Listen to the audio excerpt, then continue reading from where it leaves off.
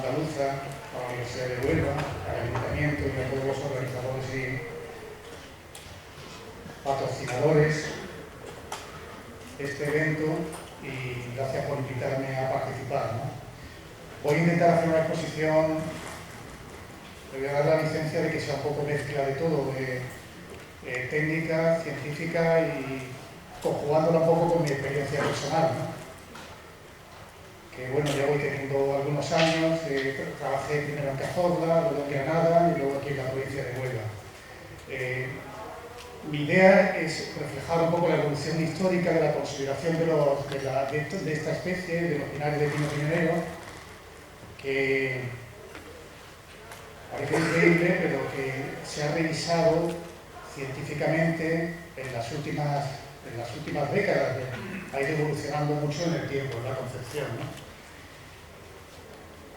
Yo empecé trabajando en Cazorla y la consideración que había a nivel científico, divulgativo, técnico, universidades, compañeros de trabajo que había sobre los pinares peninsulares, estaba todavía en ese momento en una continua revisión y más bien desconsideración, porque había habido una interpretación que tenía un componente sociopolítico muy fuerte, en el sentido de que muchas cubiertas forestales en la península ibérica procedían de las repoblaciones, ahora veremos en distintas épocas, pero sobre todo del siglo XX, del franquismo, con lo cual esta consideración de los pinares tenía ese componente, ya digo, sociopolítico incluso. Aquí os pongo un ejemplo de cuando yo llegué a trabajar aquí, parece mentira, en una comarca tan pinariega como Cazorla Segura. Yo cuando hablaba con profesores de la universidad, con compañeros, veía guías divulgativas, guías científicas y tal, había una desconsideración total en esa línea general ideológica que había en España, ¿no? Progresivamente, estas publicaciones, por ejemplo, la mayoría de los pinares de Cazorla Segura no las consideraban naturales, sino que las consideraban pues, fruto de la intervención humana, antrópica, en distintas fechas, en distintas épocas, ¿no? Era tremendo porque yo me recuerdo en la primera salida que fui con mis directores en el parque de Cazorla, me dijeron que no había que considerar los pinares porque no había pinos viejos. Me decían, no había pinos viejos. Eso eran los gestores, los directores en ese momento, fijaros la concepción. No sé si sabéis que los pinos más antiguos y incluso los árboles más con la datación o con la edad más antigua precisamente están allí, en torno a 1000 años, en el Pico de Cabañas, etc., ¿no? Para que veáis cómo estaba tergiversada toda la concepción de las cubiertas forestales en la península ibérica. Os puedo decir que incluso a nivel de escuela botánica, fitosociológica, universidades, se hacía una interpretación siempre encajando esa hipótesis de partida en el sentido de que eran especies incorporadas en el territorio recientemente, ¿no? Y en esta guía pues, hace alusión a que en la época de la Marina se cortaron los robledales y como consecuencia de esa corta de los robledales pues, se extendieron los pinares.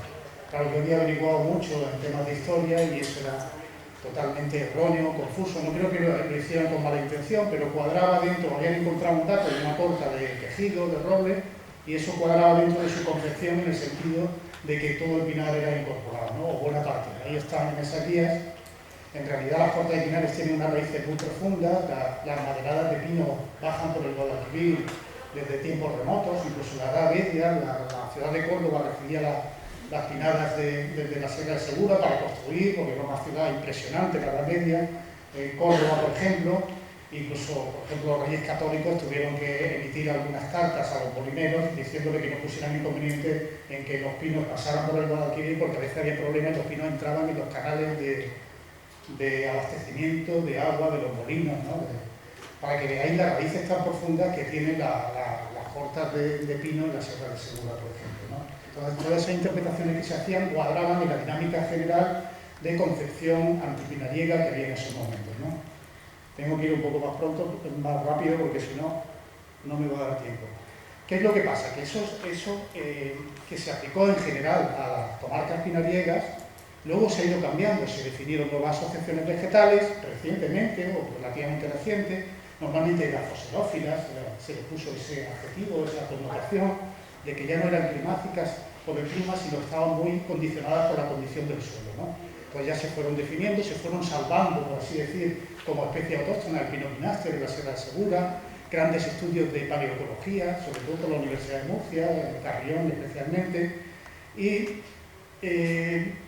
Poco a poco, durante décadas, se fue asumiendo, cambiando, redactando de otra forma, publicando, definiendo nuevas asociaciones fitosociológicas y dándole, en parte, no en todos sitios, pero dándole cabida a esos pinares naturales. Esa evolución yo la he vivido y como la he vivido en el tiempo, pues es evidente que la tengo que denunciar de alguna forma. Cuando yo llegué a Huelva, pues me encontré que el pino pinarero era el último que no se salvaba de esa cuestión. Ya se habían enmendado o modificado determinadas concepciones sobre los pinares peninsulares, pero el pino pinarero, el pobre no había forma de que le concedieran el honor, el título de ser una especie autóctona de nuestro paisaje natural. No había forma en los estudios de vegetación, en las guías didácticas, en los estudios publicados por los ayuntamientos, en los planes urbanísticos, en los proyectos de estudio de impacto ambiental. O sea, esa connotación que parece una bobada, no era una bobada para los que estábamos en la gestión de los montes, ¿no? Estaba comentando antes con Pepe García lo que sufríamos en ese momento, recordar la famosa burbuja inmobiliaria, cuando todos los ayuntamientos querían modificar el planeamiento, querían hacerse nuevas infraestructuras, se plantearon 12 hoteles en los pinares de Punta Umbría, Cascaya quería desarrollarse en los pinares, Gibraleón quería hacer un hotel en el pinar que ese pinar que comentaba la rectora, de que vamos a la playa en un mar de pinos, pues, era objeto de continua transformación. ¿Y qué pasaba aquí? En los estudios que nosotros leíamos en la administración, en las reuniones que teníamos con profesores de universidad, en las reuniones que teníamos con los alcaldes, etcétera, pues hombre, os ponéis muy serios con esto de los pinares, si total, es una especie introducida o repoblada, ¿no? Eso lo hemos vivido nosotros, ¿no? O sea, que esa connotación de natural o no, al final tenía una trascendencia importante a nivel de gestión de las masas forestales, ¿no? Que, ojo, las masas forestales de pinares ahora mismo son, en determinadas comarcas, no en todas, en determinadas comarcas son el último producto que hay de biodiversidad. Esos montes públicos que han comentado también antes, tiene sentido defenderlas, tiene sentido porque también para toda la flora, fauna asociada a esos pinares. Porque las transformaciones agrícolas intensivas son notables en la provincia de Huelva y muchas zonas están quedando las zonas forestales restringidas exactamente a los montes públicos. La verdad es que yo, cuando llegamos aquí, nosotros hacíamos esa defensa, yo había leído muchas cosas y no tragaba con ese tema de la desconsideración de los pinares naturales. Podía decir algunas publicaciones que yo hice en su día y algunas cuestiones que yo reflejaba en esas publicaciones, la verdad es que luego se han ido recogiendo en publicaciones científicas, lo tengo que decir, porque ahí está, por ejemplo, el inventario forestal, con lo que yo escribí en ese momento. Lo que pasa es que el inventario forestal no lo lee nadie, es la realidad, ¿no? ¿Qué ha pasado? ¿Por qué esas interpretaciones? Pues podía dar muchas, un poco a la luz, ¿no? ¿Por qué ha pasado todo esto? Es muy difícil de sintetizar en una breve charla que estamos haciendo aquí introductoria, pero son muchas razones. Primero, la confusión entre repoblaciones y masas espontáneas. Si es los que estamos en el mundo profesional y a veces nos liamos por imaginar desde el punto de vista divulgativo o de un proyecto de investigación, pues todo lo meten en el mismo saco, una masa espontánea con una masa repoblada. Luego, pues que se ha considerado el pinar como productor, todavía en muchas charlas, jornadas y tal, no se le considera esa parte ecológica, la tiene, es bueno que sea productor por los recursos naturales que produce, pero también tiene unos valores naturales paisajísticos, educativos, etcétera, que hay que defender. Todas estas cuestiones hicieron que se desconsiderara el papel natural, ¿no? Sin nada más que como la fotografía aérea del 56 o todo el 56, se pueden distinguir en distintas partes del territorio de Huelva zonas donde quedaba el penar espontáneo. Aquí veo el entorno del famoso pino centenario del Parador, en esos acantilados, en esas zonas quedaban pinos muy viejos, muy longevos, que si ampliamos la fotografía aérea del 56 contrastan con las repoblaciones lineales de todas las zonas llanas que dan hasta la carretera de Mazagón-Matarascaño, que son pinares totalmente diferentes. Aún cuando se ha producido el incendio, que desgraciadamente ha fastidiado buena parte de estas masas que quedaban de pinares antiguos, todavía se mete en el mismo saco esas repoblaciones lineales continuas de las zonas llanas con los pinos viejos que quedaban antes de... Todavía quedan algunos relustos antes del incendio que hizo mucho daño también. Por ejemplo, aquí vemos unos pinos longevos con porte de bandera en los acantilados que están en toda esa línea de costa entre Mazagón hasta por lo menos la falla del Arroyo del Douro, ¿no? Que son de una belleza impresionante. Parte de ellos murieron. Yo tengo fotografías de toda esa zona porque me gustaba recorrer esos acantilados y ya digo, eran muy diferentes a las masas repobladas del interior. podríamos hacer un arroyo habitor. Si ampliamos la fotografía se ven todas las zonas de siembra de repoblación y el punteado de pinar que quedaban en esas dunas antiguas, mantos eólicos secos que se llaman en torno al arroyo habitor. Podemos verlo en el Portí, en la ría de Piedras, donde veis una línea muy continua de las repoblaciones, pero ese punteado que corresponde a pinar antiguo que había en la zona. ¿Qué es lo que pasa? Que a la hora de identificar las repoblaciones siempre han tenido esa connotación de identificar la especie con la silvicultura que se hace de la especie, ¿no? En todas las divulgaciones, incluso a nivel de publicaciones científicas, que es lo triste, cuando se habla de una especie, a veces se confunde con la silvicultura. Si hemos hecho mala silvicultura, por ejemplo, en repoblaciones muy continuas que no han tenido ningún tratamiento durante décadas, pues evidentemente la visión que tiene pues la gente de esa masa es un abandono total, pero se identifica con la especie. ¿Qué pasa? Por ejemplo, una repoblación de alcornoque, de las muchas que se hicieron en el Andévalo, en la zona central de la provincia, pues algunas tienen una silvicultura en la que no se permite crecer nada más. Hay unas masas, lo pongo un poco con ironía, unas masas monoespecíficas, continuas de alcornoque, que no tienen biodiversidad y que podrían ser pues, una masa repoblada en la que no se ha hecho la silvicultura. No confundamos la especie con la silvicultura que apliquemos a la especie, ¿no? Tenemos dehesas de alcornoque y encina de un valor en biodiversidad paisajístico tremendo en la provincia de Huelva, y tenemos dehesas o alcornocales que son un desastre porque tienen una carga porcina tremenda y el suelo es un desierto, ¿no? La silvicultura o el tratamiento aplicado a esas masas hace diferenciar los valores ecológicos de la misma, ¿no? Otra connotación importante despectiva que han tenido es no considerarlo como monte mediterráneo. Cuando se habla del monte mediterráneo, las repoblaciones de las zonas incendiadas, todo el mundo habla de una especie como si el pino piñonero viniera del Pacífico o algo así. El pino piñonero tiene una distribución también muy mediterránea, tiene derecho a que se le considere dentro del título de nobiliario que tiene, porque también es mediterráneo y es un ecosistema, ¿no? Podría detenerme, pero no me daría tiempo en esto, qué pasó con la fitosociología. La fitosociología en realidad simplificó en exceso la distribución de las distintas asociaciones vegetales en nuestros ámbitos, en Huelva y en otros sitios, ¿no?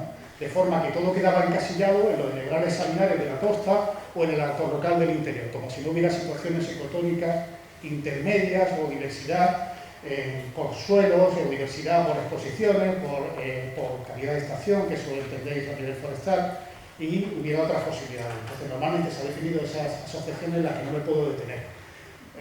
Por ejemplo, aquí tenéis un detalle del mapa de la serie de vegetación de Huelva, en la que hay una pequeña banda de arenas en la costa y el interior todo alcornocal. Como sabéis, en todos los mantos de arena existen arenas de todo tipo, gravas de agua de distintas granometrías, zonas con limos, arcilla, los que conocéis todo del lavario, que son muy diferentes. Y aunque son zonas llanas, podemos distinguir calidades de suelo muy diferentes. No es lo mismo un manto eólico seco, donde un alcornoque, por mucho que quiera, no podría hacer nada, a zonas de limo, arcilla, o grava, en ese ámbito donde el alcornoque tendría un papel muy importante, y eso hay que distinguirlo. Pero se ha generalizado todo, entonces veis esos mapas que son genéricos y atribuyen a toda la comarca pues, el dominio del alcornocal. Frente a eso, la fitosociología podéis ver 52 asociaciones definidas para el salinar costero. Un poco de contraste entre el olvido de la fitosociología en los pinares, en el papel que tengan, que hay que decidirlo, para ello primero hay que investigarlo, pero tenéis 52 asociaciones para el salinar. Las pocas superficies forestal de pino piñonero autóctona definida en el Mediterráneo en otras zonas ha tenido la atención de fitosociólogos, por ejemplo en Italia, en Turquía, donde se han definido muchas asociaciones. Los fitosociólogos parece que no tienen tanto problema para definir las asociaciones, en Cerdeña, en la serie de vegetación en el Líbano, etc. Se han corrido varias seguidas. Perdonad. En fin, se pueden buscar en la bibliografía. Otro error, otro motivo que nos puede ayudar a identificar qué es lo que ha pasado es que la producción científica en España, seamos realistas, hasta los años 90, finales de los 90, publicaciones científicas en revistas de prestigio internacional existían muy pocas en España.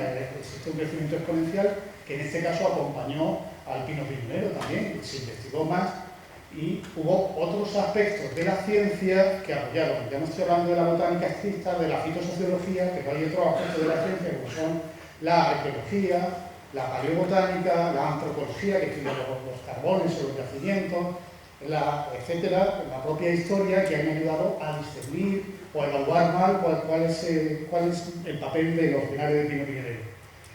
En este sentido, bueno, hay muchas publicaciones que ven el contraste entre la vegetación climática definida hoy en día en los distintos manuales de series de vegetación con lo que realmente aparece en los yacimientos, ¿no? En ese determinismo que ha existido en la fitosociología, para definir la superficie adjudicada a cada especie, ha habido cierto olvido a esas situaciones de tránsito ecológicas en las que pueden existir varias especies conviviendo en el territorio. Parece que se ha definido para una especie como si la naturaleza se comportara de forma monoespecífica. Los bosques a veces tienen muchísima más diversidad y muchas más variables de dinámica. Os pongo aquí ejemplos de todo tipo en los que, por ejemplo, el negro, la sabina y el pino piñonero comparten el territorio en distintos grados de evolución, pero es que la geomorfología litoral de Cádiz, sobre todo de Huelva, es tremenda, y ese movimiento ha existido siempre, ese dinamismo continuo y cambiante ha sido lo normal en el ámbito costero y sigue cambiando en la actualidad, con lo cual la convivencia de varias especies es totalmente probable y deducible. Hoy en día, pero muy recientemente, ya se están publicando modelos en los que se admite el pino piñonero en las distintas fases evolutivas de la dinámica costera, en las dunas fijas, dunas semifijas, dunas en movimiento, en las partes del manto eólico, etc. Está cambiando eso, pero ojo, que eso ha sido décadas de evolución, ¿no? Me gustaría que me avisaran cuando no quiero pasarme de tiempo tampoco, porque estoy contando. Ángela, si no te importa avisarme cuando esté acabando el tiempo, porque desde el punto de vista de la concepción de la vegetación, uno de los errores grandes que ha determinado todo esto es que normalmente, a nivel divulgativo, a nivel general, incluso a veces a nivel técnico, se cree que la evolución de la vegetación o la degradación por parte del hombre es algo reciente, como del siglo XX o algo así. Eso es una concepción errónea, hoy en día tan rebatida por todas las publicaciones científicas, que parece increíble que todavía hablemos de que la transformación del paisaje viene de la República o del franquismo. Es totalmente erróneo, ¿no? Cualquiera que haya leído un poco. Entonces, si alguna vez tenéis ocasión, pues los diccionarios geográficos, en el Catastro de Ensenada, en el Madoz y tal, existen descripciones del paisaje en la mayoría de los territorios, lo que ya se puede ver, vamos, en el Madoz, si leo uno de los comentarios, es que son de pena de cómo se ha degradado ya la superficie forestal. Incluso existen comentarios de ese tipo. Es una pena que donde en su día hubo arbolado, hoy en día pues está todo baldío, en fin, esos comentarios existen en estos diccionarios y en cualquier caso son una referencia de las especies que poblaban en el territorio, ¿no? Hay un ejemplo muy bueno en Navarrés, en Valencia, también rompiendo un poco la hipótesis esa de cómo el hombre ha favorecido a los pinares, que habla en sentido contrario. En este caso es el Pinus nigra, que lleva viviendo en la zona desde épocas remotas, aquí se remonta al Paleolítico, pero justo cuando empieza a haber un poblado neolítico en el que ya hay muchas quemas y tal, se produce una disminución fuerte del pino salgareño, el pino blanco, según la procedencia donde esté, le llamaré de forma diferente, precisamente por la acción humana, y eso antepone precisamente lo que se ha considerado normalmente a nivel científico y divulgativo, en el sentido de que el hombre siempre ha favorecido los pinares. Ahí veis un ejemplo de expansión de Kirkwood justo a partir del poblado neolítico y las quemas continuas que se hacían. El Pinus nigra, como sabéis, es una especie becera y como haya varios incendios consecutivos no tiene capacidad de producir piña y regenerarse. Lejos de favorecerlo, como tenga varios incendios te lo puedes cargar, ¿no? Sin embargo, una especie que tiene capacidad de rotación de cepa no tendría el más mínimo problema de seguir rebrotando, ¿no? En Doñana, por ejemplo, este tema ya en los últimos, sobre todo 8 o 10 años, se ha publicado muchísimo a nivel de paleobotánica, a nivel de yacimiento, de palinología, de análisis de polen, y la presencia de los pinos mediterráneos, tipo pino piñonero, es evidente, continua, determinante a lo largo de todos los periodos, desde el Pleistoceno, el Paleolítico, el Neolítico, etc. Es más, últimamente las publicaciones lo que demuestran es que a partir de determinadas explotaciones humanas, ellos adjudican cortas de madera, etc., habrá que hablar también de incendios, ganadería, metalurgia, etcétera. A partir de determinadas épocas existe una bajada en la señal, bajada que solo empieza a crecer con las repoblaciones más masivas que evidentemente se han desarrollado en el siglo XX. O sea, pensar que no siempre la acción humana ha sido favorecedora, aunque veamos ahora todas las repoblaciones que es verdad que han sido de notable superficie y la provincia de Huelva. ¿Qué es lo que ha pasado? Que no se ha trabajado con el método científico. Perdóname que sea aquí tan chuleta y que me ponga tan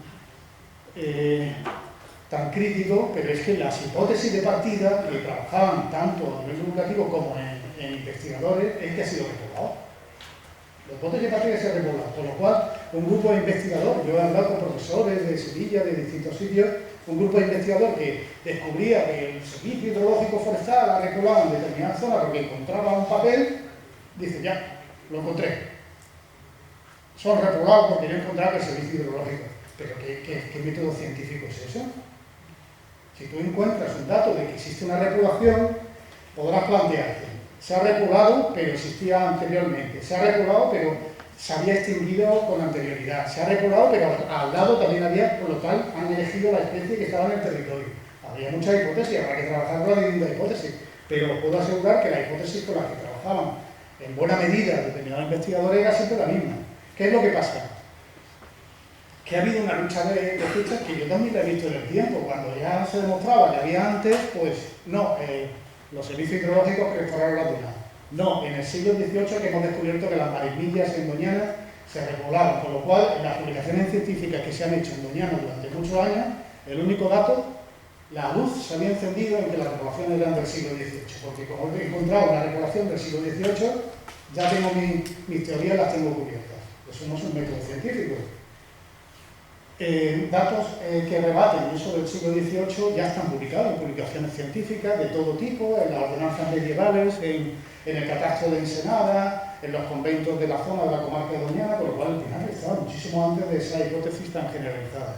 Os podría poner ejemplo en la costa más occidental, por ejemplo, yo trabajo en Marín Madero Diel, Saltés, las fuentes medievales hablan que se reconquistó cortando los pinos de Saltés, o en Punta Umbría, donde tampoco se le ha reconocido en muchas publicaciones, se peleaban los vecinos de Huelva y de Gibraleón por cortar los pinos en Punta Umbría, en Portil, la vía Pinar, todo eso aparece en los pergaminos medievales que están de Gibraleón, ¿no? O sea que tanto lo que estoy hablando del territorio doñana se puede extender a la costa occidental. Sin embargo, también la propia Junta de Andalucía, por ejemplo, en el pino centenario que está en el Parador, si uno lee la letra pequeña de lo que ponemos en la señalética, pues se habla siempre debe ser de las repoblaciones del siglo XVIII, y si no son del siglo XVIII, pues serán los fenicios, pero siempre estamos haciendo las hipótesis del método científico que digo antes, que es encontrar una fecha mágica que me demuestre que son repoblados. Hablando de fechas mágicas, yo sí quería, por lo menos, a ver si me da tiempo, a reflejar tres grandes yacimientos arqueológicos que nos pueden ayudar a interpretar el pino pinerero. Uno es la cueva de Nerja, otro es Gorham Cave en Gibraltar y otro es en la costa portuguesa. Estos yacimientos ya no va del siglo XVIII ni nada, tenemos que irnos mucho más atrás en el tiempo para descubrir el papel del pino pinerero, sobre todo en la dinámica costera tan cambiante. Os podría poner aquí muchísimos más casos en el Paleolítico, en el Neolítico, ya están publicados en muchas revistas científicas, etc. Pero, por ejemplo, la cueva de Nerja, tanto en el Paleolítico como en el Neolítico, estamos hablando ya de más de 10.000 años, 15.000 años, 20.000 años, lo que ha aparecido es una presencia muy fuerte, tanto de madera como de brácteas, como de piñones, piña, de pino piñonero, ¿no? Lo cual nos está hablando ya de tiempos recónditos de la presencia humana. ¿Qué es lo que pasa? Creo que tengo el cursor. Veis aquí el mar, la cota del mar ha ido cambiando progresivamente desde el Paleolítico, de forma que sí que está demostrado que había un manto de arena, dunas, de sistemas dunares en todo el entorno de la cueva de Nerja, que permitía o permite justificar más la presencia del pino pinerero, aunque estuviera también en las zonas de sierra, hacia el interior, en zonas más descarbonatadas, ¿no? Si vemos la cartografía de la plataforma continental, esos restos de las zonas dunares en torno a la cueva de Nerja están ahí representados. y ahí veis pues, las distancias a la cueva de Nerja del mar. Todo explica en esa dinámica continua de transformación, de geomorfología del ámbito litoral la presencia del pino piñonero. Y estas son las fotografías de los piñones carbonizados que se encontraron en la cueva de Nerja en los distintos horizontes arqueológicos. Ya digo, tanto en el Paleolítico como está publicado que la señal no es que se pierda en el Paleolítico, sino que, igual que otros pinos aparecen en distintas épocas, la señal del pino piñonero, la presencia está tanto en el Paleolítico como en el Neolítico. O sea, ya nos estamos moviendo hace 6.000 años, hace 5.000 años más cerca de nuestra presencia humana actual. Tengo que pasar algunas cosas porque no me daría tiempo y no quiero sintetizar, no puedo, de verdad.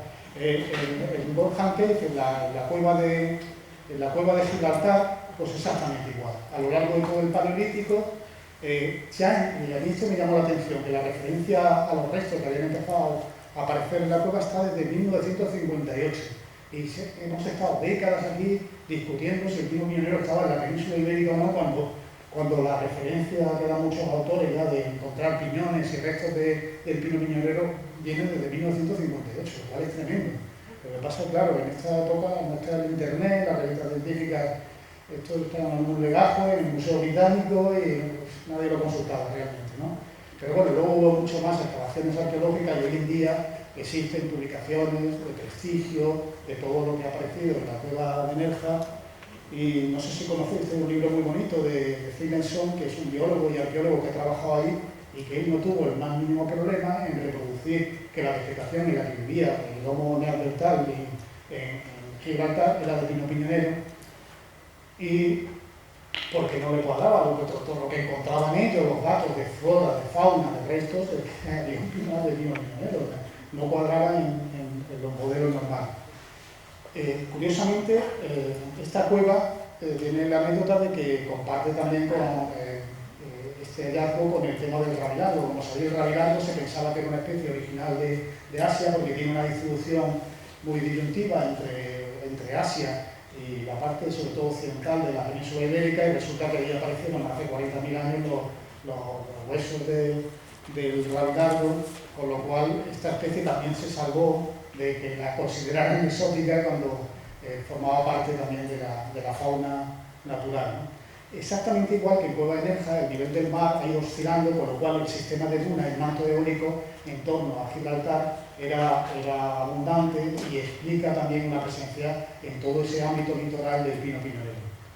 Todo eso se puede mostrar con cartografías de la plataforma continental, con las publicaciones científicas que se han ido haciendo ya sí que es verdad en los últimos años notables. Y ahí tenéis lo que publica el propio museo, el Museo de Gibraltar, el Museo Nacional de Gibraltar, donde están los piñones y las brácteas de pino piñonero que han ido apareciendo en el yacimiento arqueológico. Estos son los restos de fragmentos también de carbón que demuestran la presencia de pino piñonero, pero en todos los periodos de esta cueva, de Volcan Cave, y también en el Neolítico. Veis que la señal, igual que en Nerja, no es que sea puntual, no es que sea de uso de estrato, sino que es bastante continua en el tiempo por esa dinámica litoral tan cambiante. Este yacimiento sí que para mí ha sido muy importante, muy bonito verlo porque se ha publicado recientemente, es en la costa de Portugal, al sur de Lisboa, en el estuario del Sado casi, otra cueva más que se ha investigado, y pasa exactamente igual. A lo largo de los periodos de Homo neandertal, el pino piñonero estaba presente, está la madera, están las acículas, están las ramas, las piñas, los piñones, pero ya este yacimiento, al ser investigado y publicado en 2020, es de una riqueza y de unos niveles de datación y un rigor científico impresionante que te ayuda más a interpretar. Esta es la cueva. Veis que los autores no tienen el más mínimo problema en la zona de la falda de reproducir el pinar de pino piñonero en la costa portuguesa. Ahí tenéis los restos de los brácteas, los piñones que han aparecido, pero incluso a nivel de acícula, se han identificado las acículas de pino piñonero, por lo cual se está llegando a unos niveles de definición científica impresionante. Este yacimiento, incluso las dataciones con carbono 14 también se han hecho con pino piñonero. Lo curioso de este yacimiento es que muy cerca, un poco más arriba, ya en el estuario cerca de Lisboa y tal, apareció no hace muchos años un bosque fósil que se ha datado también con carbono 14 y resulta que tiene pino piñonero, muy cerca de la distancia Con lo cual te habla también, otra vez más, de una señal continua de pino piñonero, tanto en el paleolítico como en el neolítico, hasta tiempo presente, porque luego hay yacimientos arqueológicos. Toda la señal del pino piñonero en estas zonas de costa, con dinámica continua, con arenas costeras, es evidente. Este yacimiento es muy bonito porque te habla de mismo un bosque fósil, se le han sacado muestras en los árboles del bosque fósil y se ha datado con carbono 14, ¿no? Voy acabando, voy aterrizando en Huelva, estamos ya en la hora, ¿no? Sí, voy a ir acabando. En la provincia de Huelva, si hablamos de dinamismo costero, ya la provincia de Huelva y Doñana, no solo Doñana, ni la Flecha del Rompido, muchos ámbitos litorales, han sido de una dinámica costera, cambiante, reciente, muy reciente, que ha permitido que todos esos mantos de arena pues, estén presentes en el territorio. De hecho, Doñana, vamos, la zona de la duna de Doñana, el término geológico es de ayer, es muy reciente, se ha generado recientemente con los cambios del nivel del mar, cómo se ha ido cerrando toda la zona de las dunas móviles, etcétera. Aquí tenéis algunos casos. Y un caso interesante es toda la expansión del manto eólico. El manto eólico del Avalario es también de una génesis muy reciente, todo de cuaternario, del Holoceno y muchas de pocos miles de años. O sea, se ha ido generando todo el Avalario muy recientemente. Eso concuerda con una dinámica litoral de arenas de la que hemos venido hablando continuamente en esta exposición, ¿no? Puedo detenerme, pero todo eso está datado y estamos hablando de distintas zonas del manto del Avalario de muy baja datación, de muy reciente. Incluso hay algunos yacimientos neolíticos que nos demuestran esta generación casi reciente de hierro. En estos mantos eólicos que, como comentaba antes, en el Avalario, también en Cartaya, hay que distinguir lo que son suelos de arenas secas, manto eólico seco, todo esto está estudiado a nivel geológico, dunas antiguas, que sí son nichos ecológicos más propicios para alpinar. Y eso hay que distinguirlo de todas esas zonas de los mantos de arena que tienen profundidad, que tienen limo y arcilla, donde otras especies estarían presentes, aunque estén repobladas con el pino piñonero, el alcornoque, la cebuche, el tisco y tal, tendría un papel importante, ¿vale? Hay que distinguir, por ejemplo, estos serían zonas de dunas antiguas o mantos eólicos secos más propicios para alpinar, con una cubierta más abierta, con arena seca que a veces no se llega ni a cubrir el suelo, a veces tiene los líquenes y la especie de biófilas y tal, que están muy presentes en el manto eólico, y sobre todo si viéramos las fotos del 56 podéis ver toda esa distribución de dunas antiguas donde estaban. Lo que pasa es que es verdad que las reclamaciones que se hicieron a lo largo de las distintas décadas del siglo XX homogenizaron mucho el territorio, pero si vais con tranquilidad podéis ver restos de pinos antiguos que estaban identificados en la fotografía del 56. Aquí, por ejemplo, veis las minutas de la cartografía que se hizo en las primeras décadas del siglo XX, donde habla de algunas toponimias de presencia del pinar en el manto del Avalario. Veis el pinar que se llama pinar redondo, que me ha llamado la atención, si vemos fotografía actual, cómo se mantiene la forma que dibujaron en las minutas de la cartografía del 50.000 y del 25.000, y donde incluso los piquitos estos de... perdón. Que ellos por cierto, las minutas ponían a mano Monte Alto, P de pino, frente a Monte Bajo, que eran muchas zonas de matorral que había en toda esa zona, cuando empezaron a repoblar muchos matorrales, pero quedaban estas zonas que identificaban en la cartografía con Monte Alto. En fotografías más actuales todavía aparece, los pinos antiguos andan por ahí, y si veis la foto del 56, también está el pinar redondo, y veis los restos de pinos antiguos que estaban identificados en ese Monte Alto, que luego ya se confunden si ampliamos con la línea de repoblación de toda la repoblación homogénea que se hizo en ese entorno. Situaciones de este tipo de comunidades con el pino piñonero en el ámbito de Doñana pueden ser muy variables.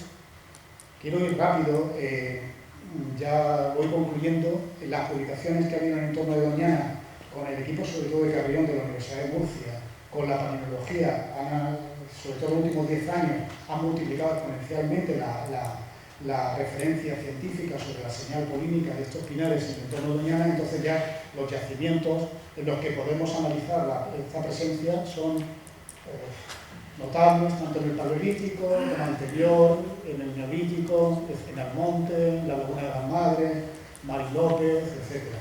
estos autores que estudian paleobotánica, paleoecología, se hacen esa pregunta. ¿Qué pasa con esta señal que no concuerda con los estudios de dinámica vegetal que están publicados? Lo mismo podemos extrapolar al ámbito occidental, con esa geomorfología litoral cambiante, de movimiento de arenas, etcétera, que propicia estos nichos ecológicos. Estas son fotografías ya del ámbito occidental. Un tema que sí quería comentar, voy acabando. El pino piñonero no es muy longevo, no es como el pino laricio que os he comentado que vive 1000 años, ¿no? Entonces muchas veces a la hora de analizar si es natural o no, claro, cuando tiene 100, 150, 200 años ya la posibilidad de que viva es remota, ¿no? A veces se ven pues, pinos antiguos en el ámbito de la duna que pasaron a mejor vida a la hora de analizar. En el ámbito de Cartaya y en otros montes se empezaron a ordenar a principios del siglo XX. En el Archivo Histórico Provincial de Huelva podéis consultar los proyectos de ordenación, que fue un acierto en su día mandarlos desde las delegaciones, porque los proyectos de ordenación tienen mucho valor ya como valor histórico y estaban por las mesas de los técnicos, porque uno lo tenía y lo consultaba así, y en un momento dado se decidió mandarlo al archivo histórico y ahora son una referencia que se puede analizar. Pues allí están los rurales analizados, por ejemplo, en el campo común de Cartaya, con la presencia de pinares a principios del siglo XX, muy degradado, con muchos incendios, con presión de la ganadería, etc., ¿no? Pero existe toda una documentación de principios del siglo XX donde podéis ver incluso los rurales en los que quedaba el pinar, ¿no? Estos son mantos de arena de Cartaya, de Campo Común de Arriba, de los que estamos hablando, mantos de arena seca, o sea, paleodunas, no tienen nada que ver con otros muchos suelos que hay en Cartaya, que pueden ser conglomerados, pueden ser los horizontes ferruginos, estos duros que algunos conoceréis por el territorio, que probablemente no son dominio de otras especies, pero que ahora están compartidas con el pino piñonero. Pero estas zonas, que no cierra la vegetación, que son arenas secas, sí que son restos de posibles ecosistemas más asociados al pinar de pino piñonero. Esto bueno, se puede ver en Menajo, en algunas zonas de Cartaya. Ya digo, no hay que confundir los suelos, que muchos son dominio de otras especies si las dejáramos de evolucionar. Otro problema es que queramos mantener el aprovechamiento y sea positivo mantener el aprovechamiento en la otra zona, ¿no? Tengo que ir cerrando, pero bueno, una de las hipótesis que no voy a detenerme porque además se va a tratar en esta charla es que el pino piñonero tiene las investigaciones que se hacen sobre la riqueza genética pues dan unos valores muy bajos para el pino piñonero, de marcadores genéticos. Eso parece indicar que el pino piñonero en alguna de estas glaciaciones, en las últimas glaciaciones o periodos glaciales, ha estado refugiado en zonas costeras de la península ibérica y a partir de ahí, en periodos posteriores, viene un proceso de expansión, bien expansión natural, espontánea, de regeneración o bien expansión por el hombre. Y eso explica que haya estado refugiado en esas zonas costeras, que por otro lado, cuando indagas un poco en las glaciaciones, para el sur, para Gibraltar, para la costa portuguesa, para Huelva, con que nos pusiéramos un forro polar o un poquito más, por lo que veo yo, por la vegetación que aparece en esos periodos glaciales, no lo pasaríamos tan mal. Y dentro de las glaciaciones hubo distintos impulsos de mayor expansión de los casquetes polares, pero también épocas o momentos donde más templado, ¿no? La glaciación no ha sido un continuo, ¿no? Entonces parece ser, la hipótesis que se manejan con todas estas publicaciones, es que el pino piñonero pues, puede quedar refugiado. Y bueno, he hablado de la zona costera, pero ojo, que tanto en Europa, en el Mediterráneo, como en la península ibérica, el pino piñonero está en otras zonas. El otro día estuve indagando ya por curiosidad viendo esta charla, en Andújar, en las publicaciones, se pone todo como repoblado. Pues hablas el Maroz, el diccionario este de 2019, y habla de masa de pino piñonero. En la Edad Media en Córdoba se habla en Sierra Morena de pino piñonero. En Cazorla, por supuesto, Segura, aunque nadie lo menciona, en Benalcacena, en Vías de Segura, en las zonas bajas, también de pino piñonero. En cada sitio hay que hacer un análisis concienzudo, porque puede que en zonas de granitos, o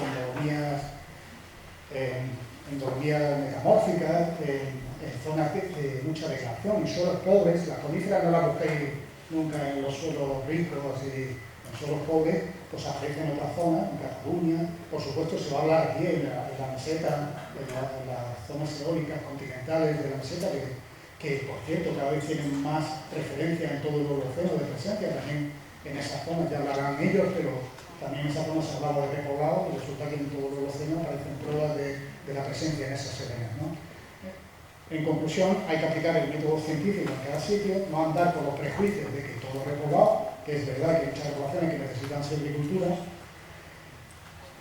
Pero para concluir, ojalá se pueda hacer una silvicultura en el futuro, tanto para el aprovechamiento como para la conservación. Esa zona que he dicho de mantos eólicos secos y tal, también requiere una conservación. Eso tiene un cortejo florístico muy interesante, de especies catalogadas, de valores faunísticos notables que hay que conservar, ¿no? La silvicultura tiene que distinguir entre esas zonas y las zonas de más potencialidad para hacer un aprovechamiento sostenible y que cada vez tengan más en cuenta los valores ecosistémicos del pinar. Antes he comentado el rabilago que aparecía en Borja Antey con el pino piñonero. Por ejemplo, estamos hablando aquí de grandes disquisiciones, de fitosociología y tal, pero los córvidos tienen capacidad de llevarse el piñón y incluso enterrarlo en otro sitio.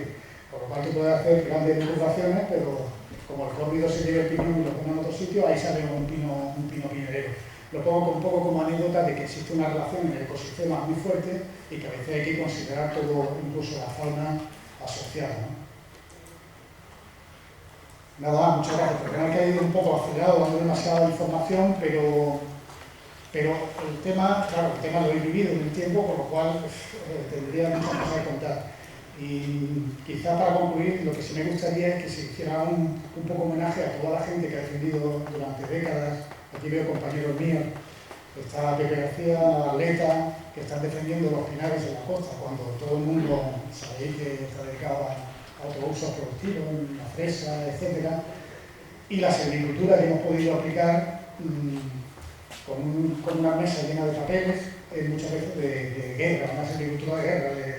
Si no se descataloga, si no se ocupa, si no se transforma, si hay expedientes sancionadores. Aquí está Ángela también, trabajando todos los días. Y ya nos gustaría a veces a los funcionarios dedicarnos a la regeneración de las masas forestales, etc. Pero se ha hecho un esfuerzo muy fuerte defendiendo esos montes cuando había una presión económica muy fuerte por los ayuntamientos, por las instituciones, por las empresas, y no siempre hemos tenido el apoyo o el respaldo suficiente. Nada, muchas gracias.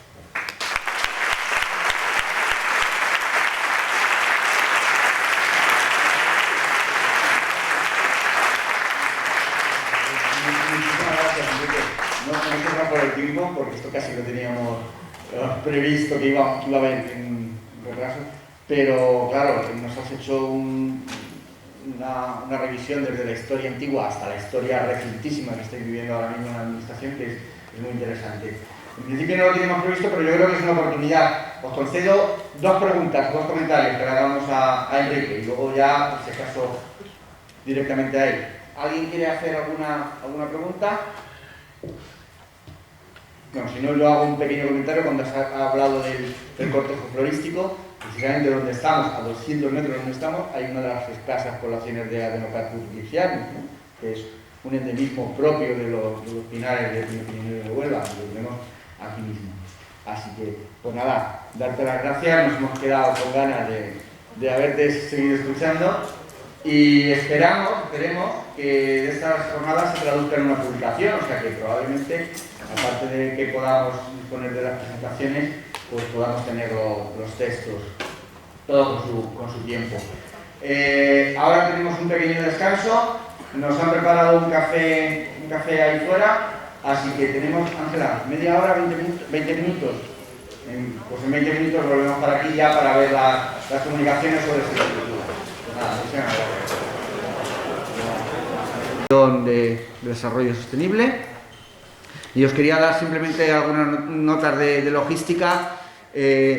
Disponéis de un wifi para invitados de la Universidad de Huelva. No tenéis más que buscar la fuente de wifi que se llama Guest UHU y os va a pedir el nombre y vuestro correo electrónico y con ello tenéis derecho, bueno, tenéis acceso a la red de UHU para invitados y la podréis utilizar hoy y mañana también. Así que, pues nada, Ana, te dejo ya. Gracias. Bueno, buenos días. Seguimos con las jornadas. Vamos a empezar un bloque del área temática sobre silvicultura y ordenación. en un contexto cambiante. Nuestro primer ponente es Antonio González Morales, de la Asociación de Propietarios Onubenses de Montes. Viene representando esta asociación, pero es un gran profesional con una amplia carrera ya en varios aspectos, ¿no? En varios temas ligados al sector forestal. Nos va a hablar de la gestión de pinares particulares. Me vas a permitir, yo más bien diría, pinares en montes privados, ¿no? Y bueno, es ingeniero técnico forestal, pero ya digo, un profesional con un amplio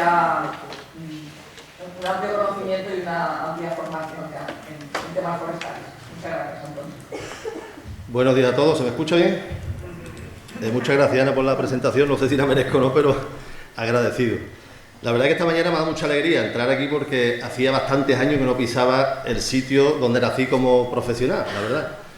Y la verdad que me ha dado mucha satisfacción venir acá, ¿no?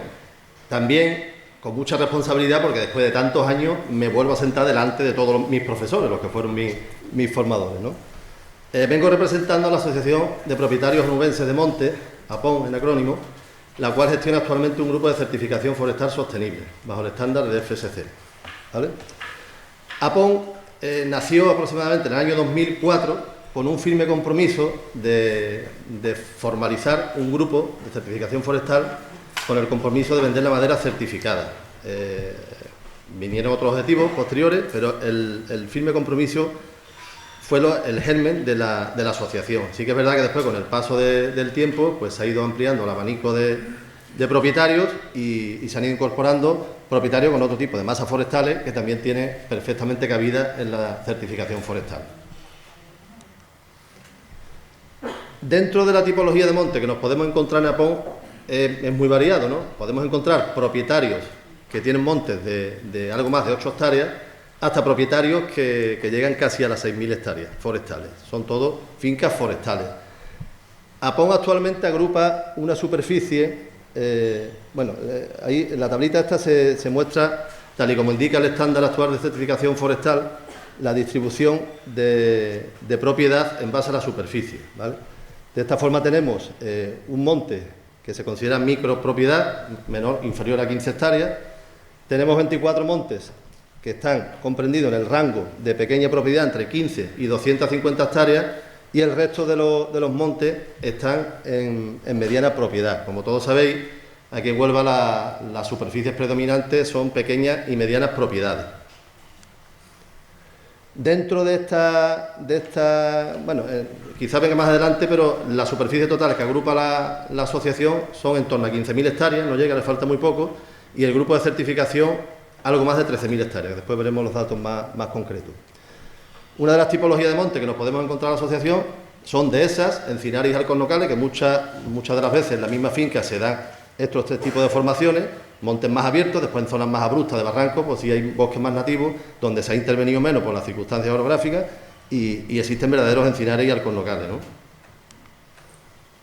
Otra de las formaciones típicas que nos encontramos en la organización, y además es muy frecuente aquí en la zona, sobre todo en el sur de Huelva, son pinares alcornocales, ¿vale? Tenemos también masas de alcornocal y masas de pinar monoespecíficas, pero por eso he querido reflejarla, porque este tipo de formaciones son muy frecuentes aquí en nuestra provincia.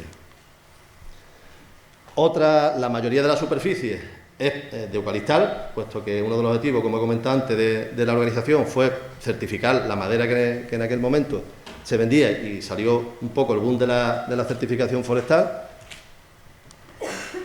También nos encontramos pinares monoespecíficos dentro de la tipología de monte entre los socios de APON, y también nos encontramos casos de propietarios que en la misma finca se dan varios tipos de ecosistemas. Tenemos pinares monoespecíficos, tenemos partes adhesadas y partes en mezclas de pinares y alcornocales.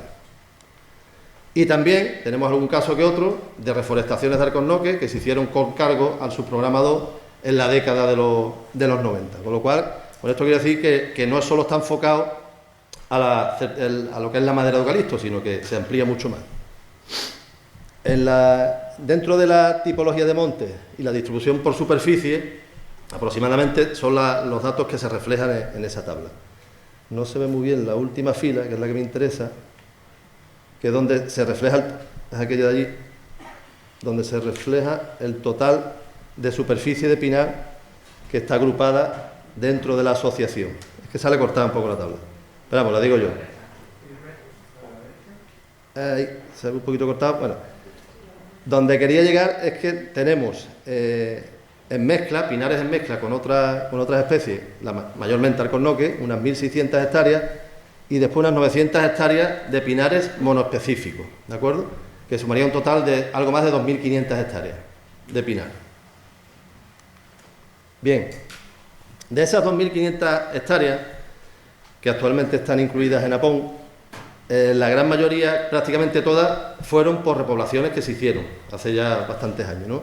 Pero sobre todo de pino piñonero, sobre todo aquí en la zona sur y en la zona de la Sierra de Huelva, en la comarca de la Sierra, de pinaste. Sí que es verdad que estas formaciones se han ido convirtiendo de forma seminatural, incluso en algunos montes en la sierra que colindan con montes públicos, pues ya sabemos que la mayoría de la superficie de pinar pues siempre ha estado en manos públicas, ¿no? O en montes públicos, ¿no? Independientemente de que exista también montes privados.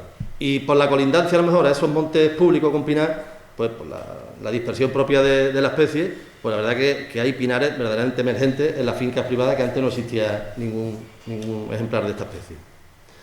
Y tanto de una especie como otra, pues tenemos montes irregulares y regulares, ¿vale? Mayormente se dan montes regulares dentro de la tipología de montes de APON. ¿Qué aprovechamientos son los que se dan en las fincas que tienen pinares dentro de APON? La madera, sí que es verdad que esto ha decaído un poco. Hace bastantes años tenía mucho interés para serradero, para la fabricación de traviesas de vía de tren, pero actualmente no tiene el éxito que todos desearíamos. Para biomasa, como es normal para la piña, sí que es verdad que aquí lo que me transmiten los propietarios que producen piña es que se le da más valor a que la piña sea ecológica, que esté certificada por FSC, que eso es una de las líneas en las que estamos trabajando desde el grupo de certificación. Otros propietarios que, debido a la poca productividad que tienen sus pinos, pues deciden a lo mejor cederla a familias más necesitadas de los núcleos de poblaciones cercanos, que también les viene muy bien para cubrir el ámbito social de la certificación forestal sostenible por la interacción con las comunidades locales. Caza mayor y menor es otro aprovechamiento que se da dentro de los montes con la especie de pinus. Setas es otro aprovechamiento importante. De hecho hay una seta que es la endíscalo, que todos lo conocéis, que se da con mucha frecuencia en estos ecosistemas. Sí que es verdad que aquí echamos en falta que termine de ver la luz el reglamento de aprovechamiento de seta, que la administración, desde aquí hago un llamamiento para los que estéis de la administración, para que termine de publicarse, porque yo creo que es el pistoletazo que hace falta para que este aprovechamiento se regule como se tiene que regular y se puedan desarrollar todas las cadenas de custodia para darle la condición que se merece. Ganado también se dan montes no es lo más frecuente en montes de pinar, pero sí tenemos varios propietarios que tienen ganado en los ecosistemas de pinares. Sí que es cierto que también se han presentado en algunas ocasiones problemas con la procesionaria del prino por las reacciones alérgicas que le han provocado a los caballos, incluso a las vacas en el lomo, incluso llegando a perder la piel en algunos casos, que ahora ya Gloria nos pondrá al día sobre esta plaga. Y bueno, el tema de la resina, de forma casi piloto, en algún sitio que otro se ha hecho algo, pero no es un aprovechamiento de los más interesantes actualmente en los montes de pinar dentro de la organización. Bien, en cuanto al manejo que se realiza dentro de estas masas de pinar y dentro del grupo de certificación de APON, me contaban algunos propietarios que antiguamente se realizaban injertos. Yo la verdad no los he llegado a conocer, y lo que hacían era seleccionar individuos muy productores de piña para injertarlos en otros individuos de la misma especie con el fin de que fueran productores, pero por lo visto el resultado no fue el que se esperaba y se dejó de hacer. En la actualidad, ¿qué se está haciendo? Pues se hacen podas, se hacen desbroces, claras y clareos. Todos sabemos que cortas hechos la administración no permite para ecosistemas de pinares, como por ejemplo para el eucalipto cuando llega el turno de la especie, pero sí, siempre y cuando vaya enfocada desde el punto de vista de la mejora de la masa de pinar, pues no suele haber problema para encajar estas actuaciones servícolas. Es una especie que acompaña, como dije antes, al alcornoque, incluso al eucalipto en muchas fincas, e incluso suele ser beneficiosa en ese acompañamiento, ¿de acuerdo? Sí que es cierto que cuando se da la formación pinar-alcornocar, siempre la especie prioritaria, tanto para la administración como para el propietario, suele ser el alcornoque, a diferencia de cuando se da la formación eucaliptar-pinar, que siempre la especie prioritaria suele ser el pino.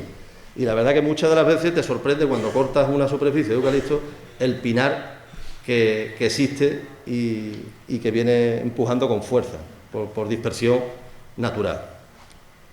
Después, como fijación de suelo, sobre todo en montes públicos, de fijación de costas, de dunas y demás, en el monte privado no se suele dar mucho esta casuística, pero bueno, en algún rodal que otro sí que podemos encontrar en Apón estas circunstancias también.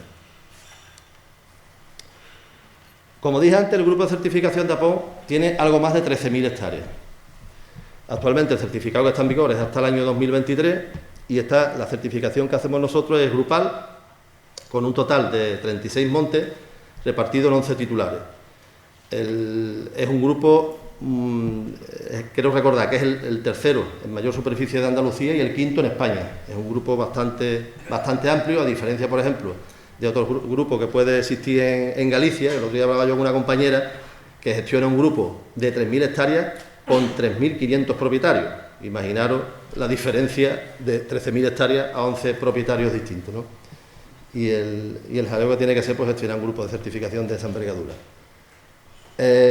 Nosotros veníamos certificándonos por el estándar, el más antiguo, que se hizo en el año 2006 y ha estado en vigor hasta el año 2000, para nosotros, 2019, ya en el 20 empezamos con el nuevo estándar, y los productos que se incluían en el certificado eran madera, corcho y caza.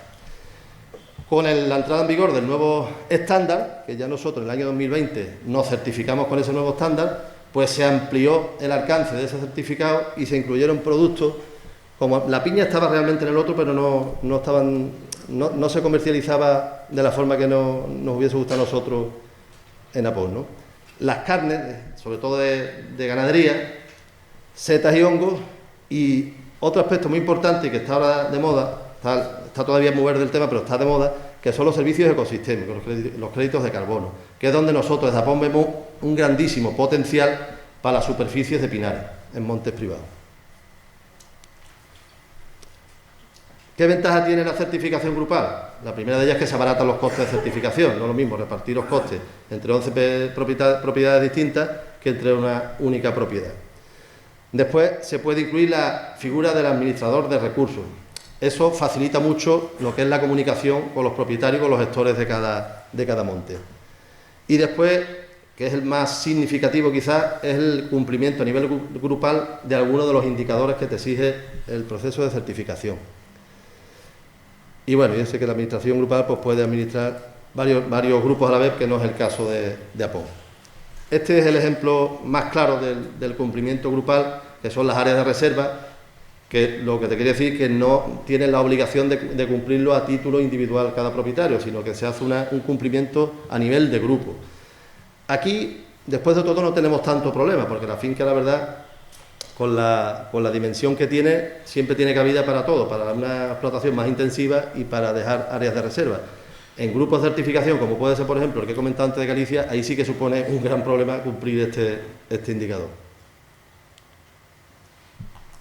Bien, esto lo que hacemos es, de la forma que procedemos nosotros para determinar esas áreas, que sean áreas de reserva no quiere decir que no se pueda intervenir, ¿vale? Simplemente que lo que es la explotación de recursos está un poco más moderada, pero sí hay que seguir haciendo ciertas actuaciones de mejora silvícola de la masa, ¿no? O sea, conservar no quiere decir no actuar. Si no se actúa, eso es abandono, hay que gestionar, ¿vale? Los montes. Bien, ¿qué perspectivas de futuro vemos nosotros en Apón? Una de las líneas en las que estamos trabajando es en el aumento de la superficie, ¿vale? Para incluir en el grupo. Y el punto de mira, sin duda alguna, lo tenemos puesto en los montes de pinar, ¿vale? Que ha sido siempre un poco el olvidado en este sentido. ¿Por qué? Porque también, gracias a la ampliación del alcance del certificado forestal, pues eso nos permite incluir productos que perfectamente y aprovechamiento se dan en los montes de pinar. Y recalco, en lo que dije antes, en los servicios ecosistémicos. Ya se están desarrollando todos los procedimientos para poder certificar estos servicios. No es fácil, no es una tarea fácil, y los créditos de carbono, de hecho, pues nosotros pertenecemos al comité de estándares dentro de FSC, y además de pertenecer a la Cámara Económica de la organización a nivel nacional y a la Junta Directiva, y estamos trabajando codo con codo con todos los grupos de certificación de toda España, incluso algunos de Europa, para poder establecer un protocolo común para poder acreditar la certificación de los servicios ecosistémicos. El monte, todo el mundo se beneficia de lo que se produce, de los beneficios ambientales, pero después es verdad que el propietario es el que paga las consecuencias, tanto para lo bueno como para lo malo, ¿no? Y eso la verdad que consideramos que tiene que cambiar. Y poco más. Yo no tenía, si tenía alguna, prefiero dejar algún minutillo por si alguien quiere comentar algo. Muchas gracias. Muy bien.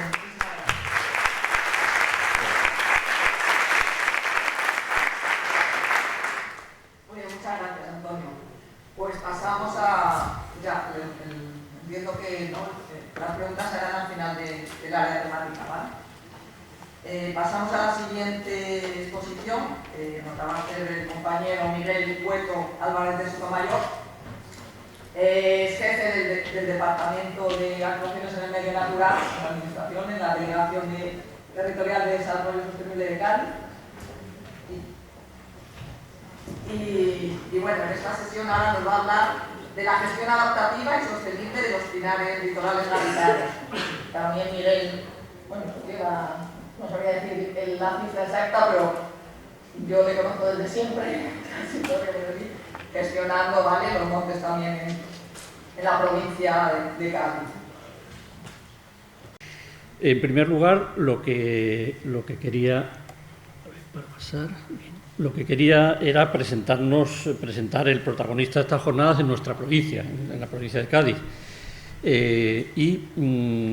Allí en el ámbito forestal, bueno, sabéis que el gran protagonista es el pinsapo por su singularidad, también el alcornoque tiene su arrolladora presencia por el aspecto económico y también ecológico. Hay formaciones de... el quejigo también es el escudero del alcornocal en esos canutos, y luego pues tenemos el piñonero, que es el que está presente en todas las arenas del litoral y en las sierras del interior, en los espacios de declive y de degradación del alcornocal. Todos ellos, desde luego, son el actor principal, pero siempre van acompañados con sus actores secundarios, que es el matorral mediterráneo que los acompaña siempre. Aquí tenemos una pequeña representación de las masas de piñonero, que son quizá el aspecto cuando se les ve a vuelo es muy homogéneo, monoespecífico, pero debajo hay ya una presencia de sabinares, de nebrales, retamas, en fin, todo ese tipo de cortejo que le acompaña. El índice de lo que les voy a comentar pues es en 3 puntos. Primero, describir lo que son la distribución del piñonero en la provincia de Cádiz. En segundo lugar, esta gestión adaptativa de las masas de piñonero, analizando la historia de los últimos 100 años en este tipo de masas en la provincia, y presentarles 3 ejemplos de esta gestión adaptativa en el Parque de la Breña, en la de Serroche en Conil y en la Algaida en Sanlúcar. En primer lugar, aquí está el mapa de distribución en la provincia, en la que tenemos la totalidad de las masas de piñonero en Cádiz son unas 12.000 hectáreas, es decir, no tienen gran importancia comparado con Huelva o con Córdoba en cuanto a extensión, pero sí en cuanto a su distribución en el litoral. Está distribuido en sitios estratégicos y le da mucho valor a las zonas urbanas y turísticas que hay. Entonces son una especie de reductos que, aunque sean muy pequeña extensión, tienen su gran trascendencia e importancia. Las del interior tienen otra categoría. En el capítulo de las sierras del interior, todos estos pinares son fruto de las repoblaciones que se hicieron a mitad de siglo en los espacios de declive y de degradación del cornocal, donde este vegetaba mal, había desaparecido y era una especie de subpiso o etapa para volver a la especie principal. Por eso, todos estos, en estos pinares interiores, que son unas 4.000 hectáreas, en la zona de los alcornocales, no tienen unas ordenaciones específicas, sino que eran rodales dentro de los montes que se hacían ordenación al cornocal. Son una especie de acompañante. Su función actual es importante porque son el conservar ese estrato forestal en las zonas donde todavía no ha podido instalarse una especie más exigente, ¿no? En el otro ámbito, que es en el litoral, bueno, aquí os he traído la clásica fotografía de las dunas del sudoeste de España, de la quinta división hidrológica, en que vienen las dunas de Huelva, Isla Cristina, El Monte, y luego todas las del litoral, en que a principios del siglo eran esos espacios dunares que fueron colonizados o haciéndose una restauración a áreas de pinar. Esta zona del litoral son unas 8.000 hectáreas, 4.000 en el interior, unas 8.000 en el litoral, es decir, que tiene mayor representación ya en estos estratos del litoral. El origen de muchas de estas masas serán los terrenos dunares. Esta es un croquis de las dunas de Vejer del año 1895. Son terrenos prácticamente que eran en la parte que daba al litoral, lógicamente eran mantos dunares, y ocupaban toda esa extensión a principios del siglo, estas de 1895.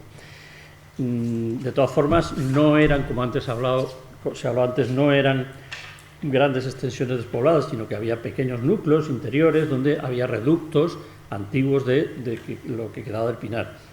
Aquí hay un pequeño croquis del monte de Vejer en el año 1925 con una masa interior de pinar consolidado, adulto, y alrededor de él se fueron haciendo todas las repoblaciones de esos terrenos dunares. Hoy en día todos estos pinares del litoral son bosques ya naturalizados, son autorregenerables, se regeneran espontáneamente, salvo que haya unas condiciones específicas de incendios, presión, en el que haya que hacer el apoyo artificial, pero han llegado a esa consolidación de hacer ser unas masas espontáneas y autorregenerables. También tienen su valor paisajístico, como os decía antes, y casi todos ellos ya se han incluido dentro de los espacios protegidos de la provincia, desde la Bahía de Cádiz, el Parque de la Breña, el del Estrecho, etc.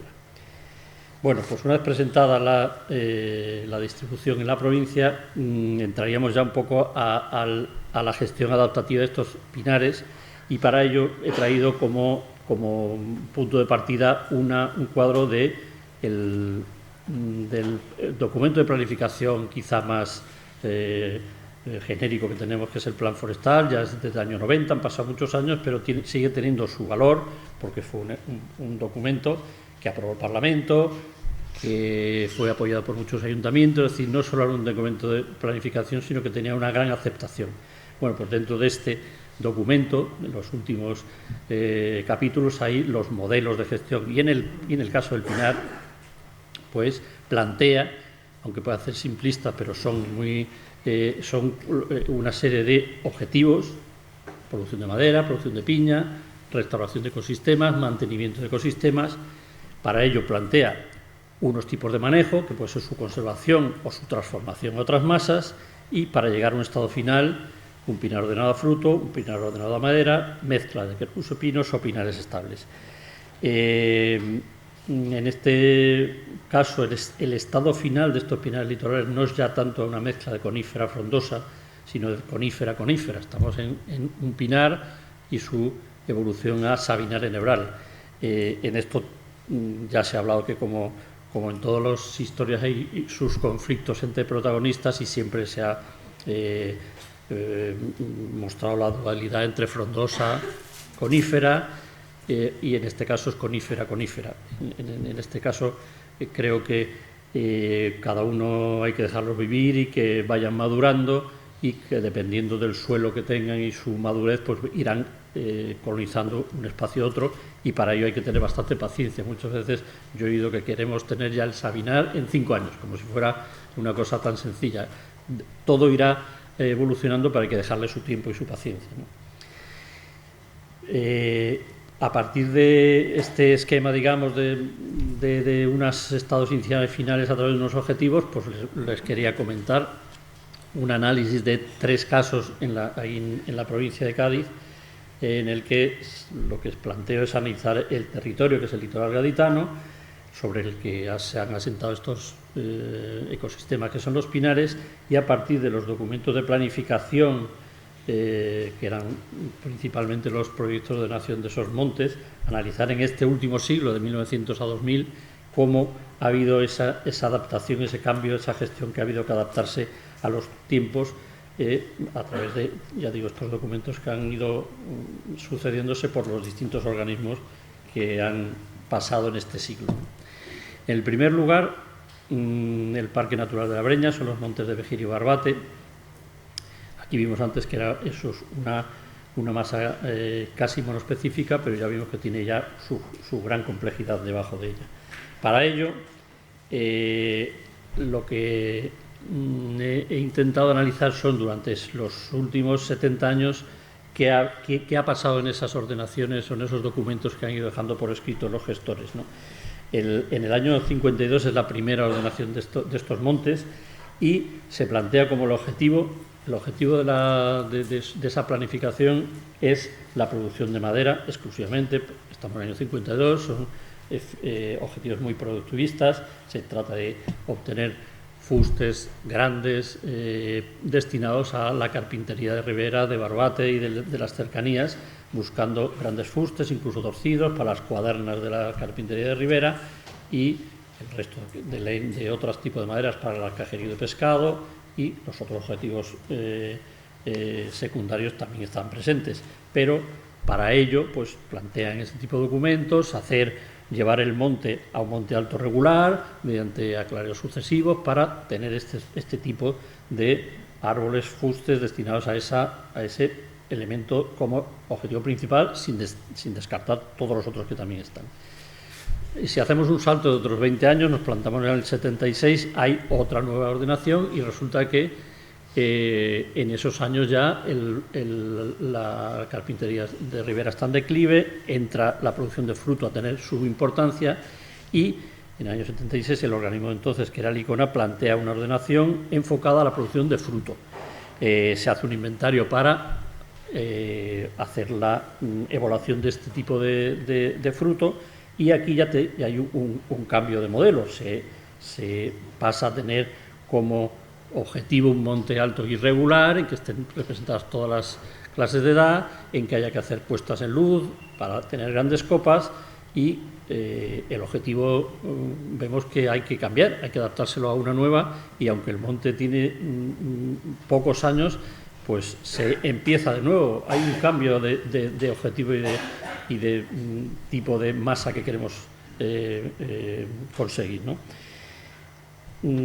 Si damos otro nuevo salto, en el año 96, estamos otros 20 años más tarde, ya este monte ha sido declarado espacio protegido, y se plantean otros aspectos conservacionistas, haciendo cuarteles de conservación, recreativos, etcétera. En esta nueva ordenación se plantea un método más novedoso, que es hacer un método de ordenación planteado por bosquetes, que lo que buscan son masas irregulares a base de bosquetes regulares de unas 5 hectáreas, en las que se plantea esa regeneración. Era un método bastante complejo, difícil de seguir, pero planteaba otro tipo de... Son 20 años nada más lo que pasa en cada una de ellas, y cada una de ellas plantea unas cosas muy distintas de las anteriores, ¿no? Entonces, bueno, es un ejemplo de que la gestión tiene que adaptarse a los nuevos tiempos, y no es fácil que el monte se vaya adaptando en tan poco tiempo, pero es lo que van planteando los gestores, ¿no?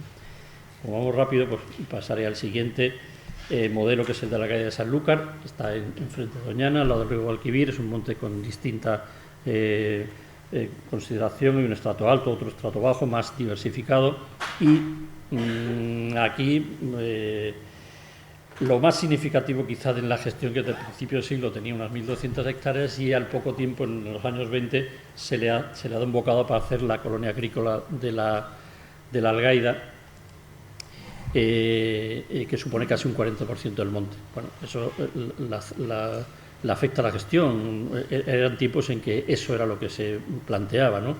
Por lo demás, ahí hay 3 fases en que hay también 3 ordenaciones distintas en la que sigue el mismo esquema que el anterior. Hay una fase de consolidación en el año 30, ordenación a fruto en el año 75 y en los años 90 conservación de los ecosistemas. El tercer caso es el del Dehesa de Roche en Conil, que tiene también esa historia de partimos de un monte en los años 1920 de unas 2.300 hectáreas y van sucediendo eventos que le van restringiendo su uso forestal agrícola por, primero, entrega de parcelas de unas 300 hectáreas a vecinos en los años del hambre, 48-50, y en el año 68 una gran urbanización que se hizo, que era la urbanización Roche, que también fue a costa del Pinar. En el año 2000 son los últimos que ya están en las líneas de la conservación de ecosistemas. Aunque sea rápidamente, en estos 3 casos tienen en común que a primeros de siglo se plantean la restauración de los ecosistemas, la restauración de sistemas a base de sistemas dunares con restos de pinares anteriores. A mitad de siglo hay esas transformaciones producto de la necesidad de terrenos agrícolas para los vecinos y para usos turísticos. Estamos hablando de mitad de siglo. Esas condiciones ya a final de siglo han cambiado a una conservación de estos ecosistemas, declarando espacios protegidos, y en los últimos 40 años no ha tenido esas convulsiones que sí tuvo a mediados de siglo, ¿no? Por tanto, aparte de toda esa adaptación a las necesidades que ha habido que ir atendiendo, que muchas veces en contra de los criterios de las administraciones de entonces, como pasaba en el de esa de Roche o en los temas agrícolas, aparte de esas consideraciones, también ha habido cambios en los objetivos, como hemos ido viendo, de producción de madera, producción de fruto, a conservación de los ecosistemas. Por tanto, este ejemplo que les quería traer era un poco de analizar lo que antes hemos ido viendo que ha pasado, y el resultado actual es que veremos lo que pasa en estos 20 o 30 años que han pasado desde entonces, y estamos en ese punto actual en que hay unas masas consolidadas con nuevos retos, como son las absorciones de CO2, la utilización de la biomasa para poder hacer tratamientos en el tiempo para mantener ese ecosistema, los usos rurales, etcétera, ¿no? Este es el análisis que quería plantearles rápidamente como modelo de lo que ha tenido que ir adaptándose la gestión en un lapso de tiempo de un siglo y la situación actual de todos ellos. Muchas gracias.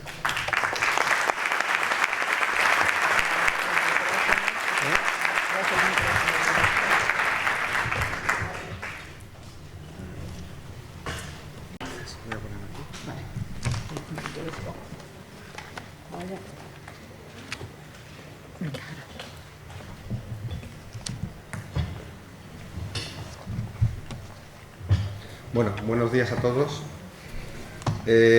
Lo primero de todo, agradecer a la organización, a AFA y a la Universidad de Huelva la oportunidad para explicar, para haceros llegar, bueno, pues los aspectos más relevantes, más novedosos que van a traer consigo las nuevas instrucciones de ordenación de montes que se pretenden aprobar. Bueno, ya es difícil decir un plazo, ya me he pillado los dedos muchas veces, pero pretendemos que estén aprobadas antes del verano. Realmente ya nos encontramos en la última fase de tramitación.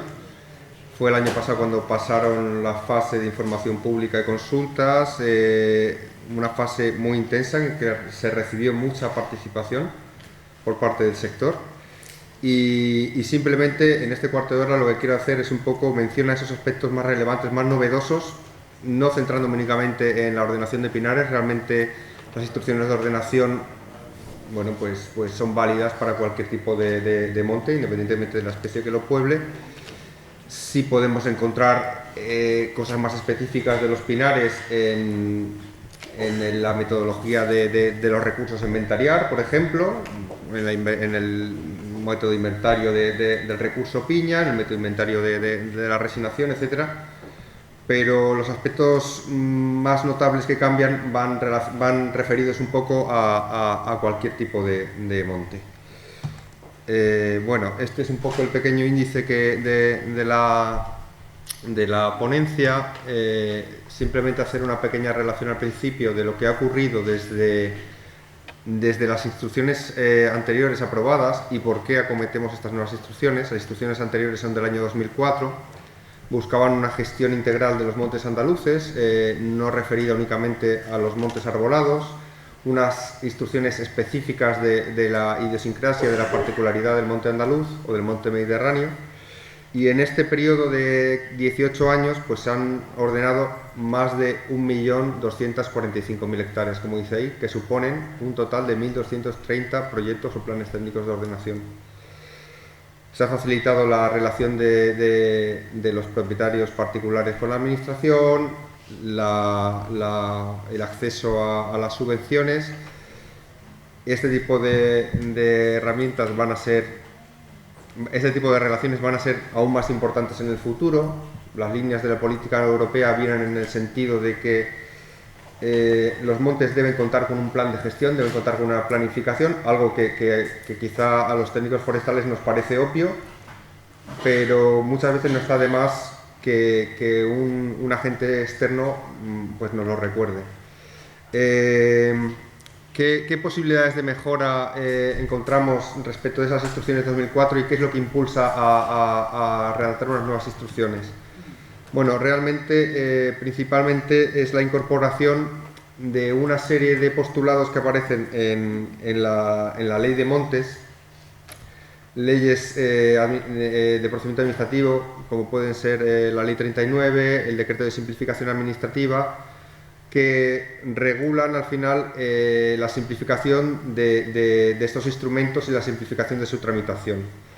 Al final, lo que se pretende buscar, como vamos a ver ahora, es ampliar la tipología de instrumentos de ordenación forestal, yéndonos más allá de los instrumentos tradicionales, el plan técnico y el proyecto de ordenación, por dar un poco un abanico mayor de posibilidades a los gestores. Aspectos relevantes de la nueva norma. Bueno, pues la nueva norma, como vais a poder comprobar o habéis podido comprobar en la instrucción, consta de la propia orden que las aprueba, que define el procedimiento de tramitación de las solicitudes asociadas a los instrumentos de ordenación, define también esos nuevos instrumentos y, como he comentado antes, está adaptado a la legislación en procedimiento administrativo, a lo que incorpora respecto a tramitación electrónica, simplificación de procedimientos y eso. Luego, esa orden se acompaña de una serie de anexos. En esos anexos más técnicos se detalla el contenido mínimo que deben recoger los distintos tipos de instrumentos de ordenación. Respecto a las novedades, los aspectos más relevantes, las novedades en la tramitación de estos instrumentos de ordenación. Bueno, lo primero, la obligación de la tramitación electrónica, que desde la Administración ya estamos obligados a ello por lo que recoge el artículo 12, el artículo 14 de la Ley 39. Un procedimiento como este que se crea con una nueva orden, o que se crea o se modifica respecto de una anterior, pues debe ir acompañado obligatoriamente de esa tramitación electrónica.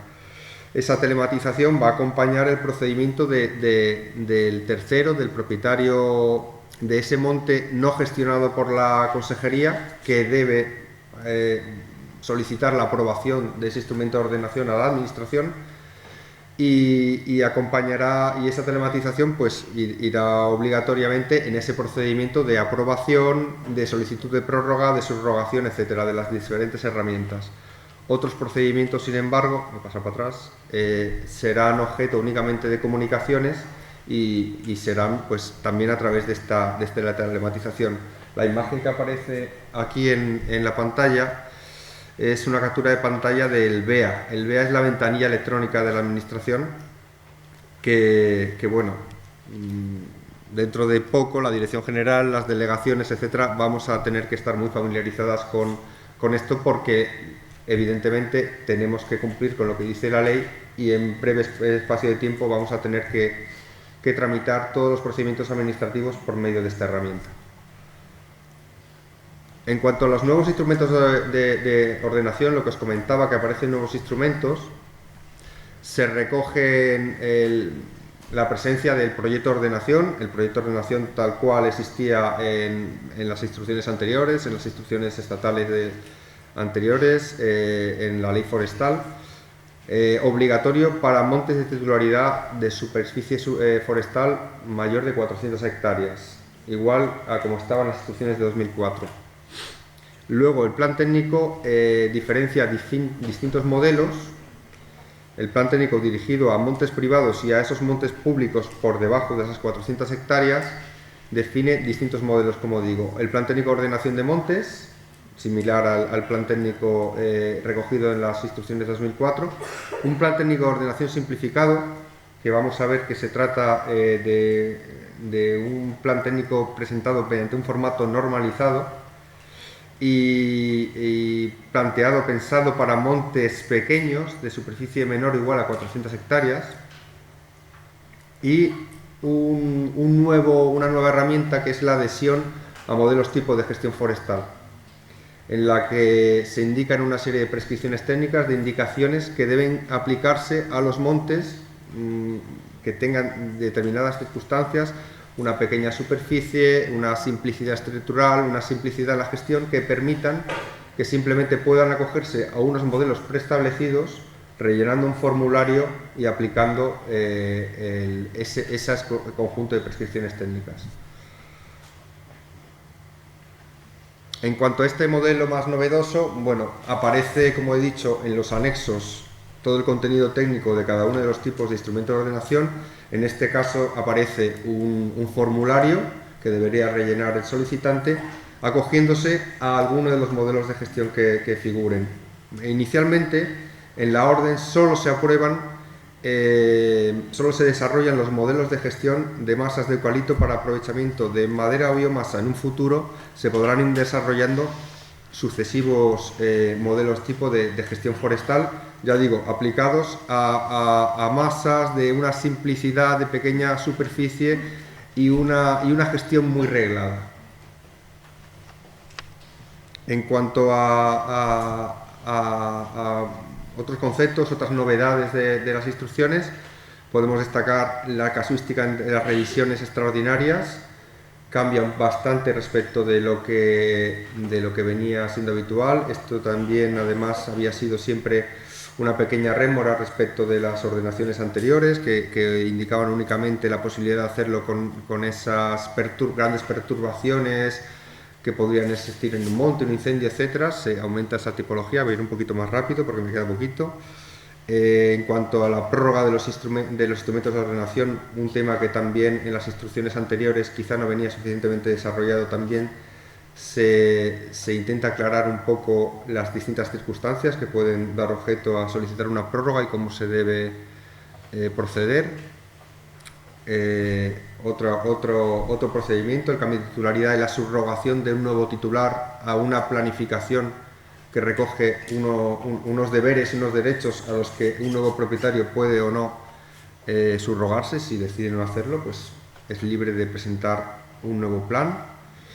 Y la figura de ordenación conjunta, una figura también novedosa que permite que distintos propietarios puedan acceder a presentar una ordenación única para una agrupación de montes y libremente agruparse a esa ordenación.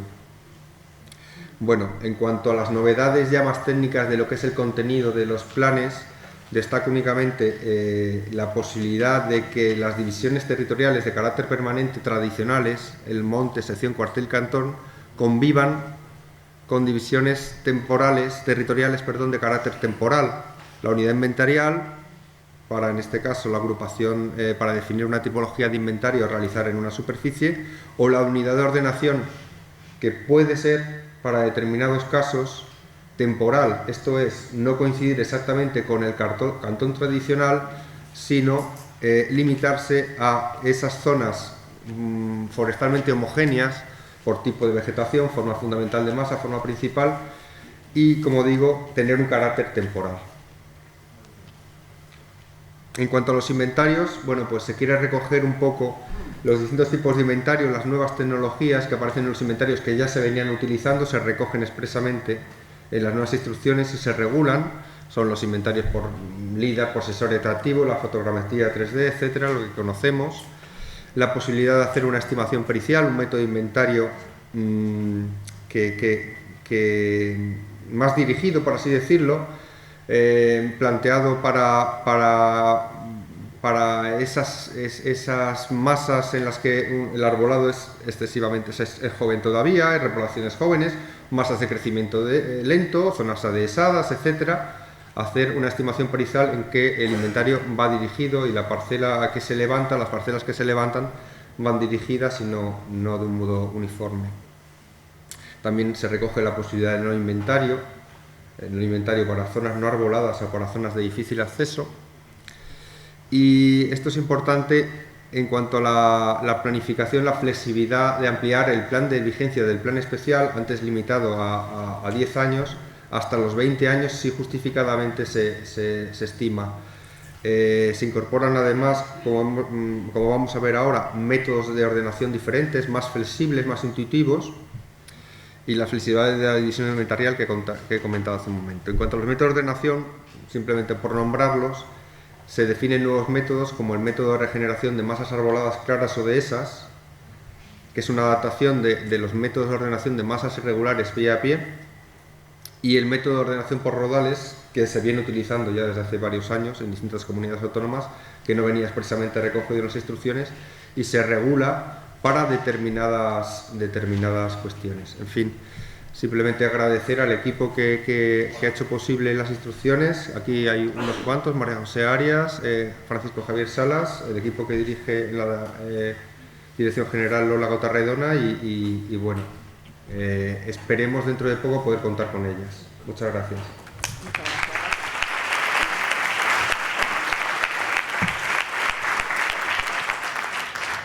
Muchas gracias, Rafa, por tu exposición. Bueno, pues abrimos ahora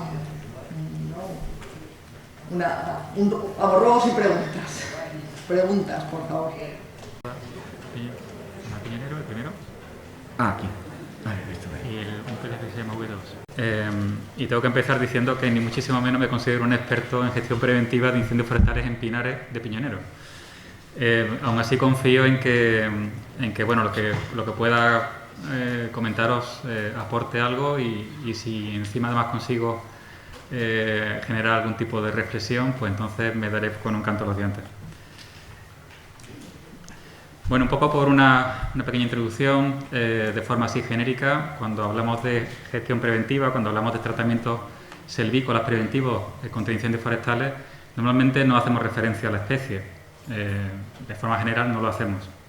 Con lo cual, cuando hablamos, en este caso, de masas de pino piñonero, pues normalmente nos referimos a su estructura, a dónde se encuentran y cómo están conformadas, en cuanto a densidad, en cuanto a altura, en cuanto a aportes, en cuanto a la presencia o no de sotobosque, la altura de rama viva con respecto a ese sotobosque, la matorralización, en el caso, por ejemplo, de los pinares costeros en las dunas, al final no deja de ser una estructura vegetal, una biomasa combustible que arde con diferente intensidad en distintos escenarios con distintos condicionantes, ¿no? Pero no llegamos a diferenciar en este punto la especie en cuanto a una gestión preventiva así un poco más genérica, ¿no? ¿Cómo intervenimos sobre esa vegetación? Bueno, pues principalmente sobre el combustible matorral, normalmente se hace, ¿cuál es el objetivo? Pues básicamente el objetivo es reducir biomasa, pero incluso en aquellos casos en los que biomasa no se extrae o no se apila y quema, la biomasa sigue quedando ahí tras los desbroces. Simplemente estamos cambiando la estructura de forma principal, estamos cambiando la altura, estamos convirtiendo el fino en muerto y estamos sobre todo aumentando la compactación, que es lo que normalmente hacemos tras un desbroce martillos o cuando de alguna forma compactamos y se quedan los residuos en el monte, pero de una forma no disponible para un incendio forestal, o al menos no disponible la intensidad en la que estaba antes, ¿no? La forma de hacerlo, como veis un poco en las imágenes, pues se hacen por desbroces manuales como lo hacemos con el dispositivo Infoca, pero principalmente son mecanizados, bien sea con tractores de goma, tractores de grada, con grada forestal, con el empleo de pala o de ángel 12, incluso con desbrozadora de cadenas o martillos, como saben ustedes, casi mejor que yo, ¿no? En el caso de que consideramos ya esas masas, no solamente la parte superficial, sino arbórea, ya estamos incidiendo sobre dos elementos principales que tienen muchísimo que ver en la propagación de incendios de copa. Una es la transición de un fuego de superficie a copa y el otro es la disminución o el cambio de un incendio de copa para forzarlo a que pase a ser de superficie, donde siempre nos va a dar muchísimas más oportunidades a los operativos de extinción. ¿Cómo actuamos sobre esa transición, tanto para subir como para bajar del estrato arbóreo? Pues con podas, aumentando la altura basal de la copa. Si encima además se acompaña de un desbroce, estamos aumentando esa discontinuidad vertical entre el estrato superficial y la primera rama viva del árbol.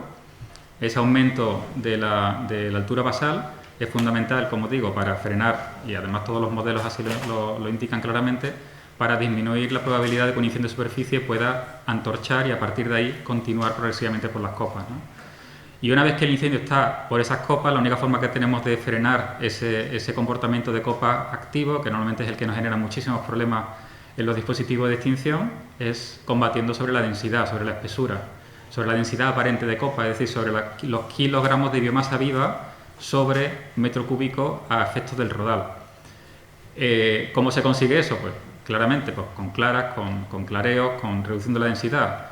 ¿Efectos contradictorios o contraindicaciones de ese tratamiento? Pues dos muy claras. En muchos casos, esa apertura de las masas lo que favorece es la matorralización, lo que favorece es la colonización por especie de matorral heliófilo, que buscan precisamente esos entornos. Es un primer problema. Eso nos obliga, evidentemente, a hacer un mantenimiento periódico, como todos sabemos. Pero otro problema también, que es muy importante, es el aumento de la temperatura o la disminución de la humedad relativa de ese sotobosque a raíz de la apertura de la masa. Conforme más exponemos el suelo a la luz del sol, a la radiación, pues evidentemente esa humedad reduce drásticamente y eso tiene unas implicaciones sobre el comportamiento del fuego también muy importantes. Con lo cual, al final, muchas veces en este tipo de actuaciones hay que huir un poco de los generalismos porque cualquier cosa que hagamos tiene consecuencias y evidentemente se trata de buscar el criterio técnico que nos ayude a encontrar la solución idónea, ¿no? En cualquier caso, normalmente la inmensa mayoría de estas actuaciones se hacen conforme a la ley, conforme la orden del 2002 y básicamente todas van enfocadas a infraestructuras lineales, con una eliminación total de la materia vegetal en el caso de cortafuegos o permitiendo algún tipo de biomasa residual por cuestiones cuestión de impacto ambiental, conservación de suelo y simplemente porque tampoco es necesario generar esos procesos erosivos y ese impacto visual cuando realmente disminuyendo la cantidad de biomasa, disminuyendo su combustibilidad, su porte, su estructura, su velocidad, ya tenemos efectos secundarios directos sobre el comportamiento del fuego y por tanto ya nos dan algún tipo de oportunidad, ¿no? Pero en cualquier caso la inmensa mayoría de todas estas acciones, como le comento, son lineales. Esto no significa que sea incorrecto, ni muchísimo menos. Estas infraestructuras funcionan en la inmensa mayoría de los casos, pero ahora veremos un poco otros condicionantes, ¿no? Poco a poco vamos rompiendo un poco esa inercia. Todas estas fotos, por cierto, son, le agradezco un poco a los compañeros del Centro Operativo Provincial de Huelva, son actuaciones todas ellas selvícolas relacionadas con la gestión preventiva de incendios en la provincia. Poco a poco vamos intentando salir de esa infraestructura por decreto lineal que continúa prioritariamente, sobre todo en los años 70-80, por las crestas de las principales divisorias. Y poco a poco vamos un poco rompiendo esa inercia y metiendo más conceptos de áreas cortafuegos que van más adaptadas al territorio, que buscan de alguna forma reforzar esas zonas críticas que el comportamiento del fuego va a retroalimentarse y va a ganar una cierta intensidad, que es lo que realmente nos va a generar problemas de extinción, ¿no? Y poco a poco, ya digo, se va ampliando un poco ese esquema un poco más tradicional en el que todo eran rayas, todos eran cortafuegos y todos eran por las divisorias. Aún así, y aunque esta inmensa mayoría de infraestructuras lineales son eficientes en la inmensa mayoría de los casos, el 94-95% de todos los incendios forestales en Andalucía siguen siendo conatos, lo cual muestra un poco la eficiencia del dispositivo, con lo cual esos cortafuegos funcionan, no para cortar el fuego, pero sí como apoyo a las labores de extinción, como seguridad a los medios operativos que trabajan en el incendio, pero sin duda por sí solos no funcionan, o al menos no funcionan en muchos casos o en determinadas condiciones, ¿no? Y no funcionan porque de alguna forma los incendios están cambiando o están evolucionando, no solo por el cambio climático, por el aumento de las condiciones severas o fenómenos de meteorología extrema que cada vez son más frecuentes, o al menos cuando son más extremos, ¿no? No necesariamente tienen que ser, al fin y al cabo vivimos en un entorno como el Mediterráneo que está de alguna forma adaptado a este tipo de condiciones meteorológicas extremas en verano, y la vegetación está está perfectamente adaptada a esos cambios, ¿no? Y a esas condiciones. Pero sin embargo algo un poco está cambiando, que tenemos incendios muy virulentos, incendios que no propagan de forma lineal, que no propagan por un estrato superficial, que no se encuentran estructuras de mosaico con diferentes cambios de uso en su recorrido, que cada vez se encuentran masas más homogéneas, más continuas, con menos oportunidades. Y esto no es que lo diga yo, esto lo dice la estadística. El cuadro principal de la izquierda lo que muestra es el porcentaje de superficie recorrida en grandes incendios con respecto al total por año en toda Andalucía. Con lo cual, la suma de los diferentes colores lo que muestra es todos los incendios, o sea, toda la superficie recorrida de más de 500 hectáreas y el porcentaje que esa superficie supone para el total quemado en Andalucía ese año, ¿no? La diferencia entre el azul, el rojo y el amarillo, o el naranja y el amarillo, es que los azules son incendios de 500 a 1000 hectáreas, los naranjas de 1000 a 5000 y los amarillos por encima de 5000 hectáreas. Es decir, todas las barritas amarillas que ustedes ven ahí es la superficie que han quemado incendios de más de 5000 hectáreas ese año con respecto al total. La línea amarilla muestra la pendiente de cómo cada vez, y estamos hablando desde el año 75, la influencia de esos incendios, no ya grandes incendios de 500 hectáreas según las estadísticas, sino incendios de más de 5000, tienen sobre el total de la superficie afectada en Andalucía. Pero es que los otros dos cuadros, el del medio, no nos vamos al año 75, sino que se concentra desde el año 2000, los últimos 20 años, y el de la derecha del todo en los últimos 10 años. Y la pendiente es mayor. Con lo cual, de alguna forma, la influencia de esos incendios de más de 5000 hectáreas sobre el total es evidentemente cada vez mayor.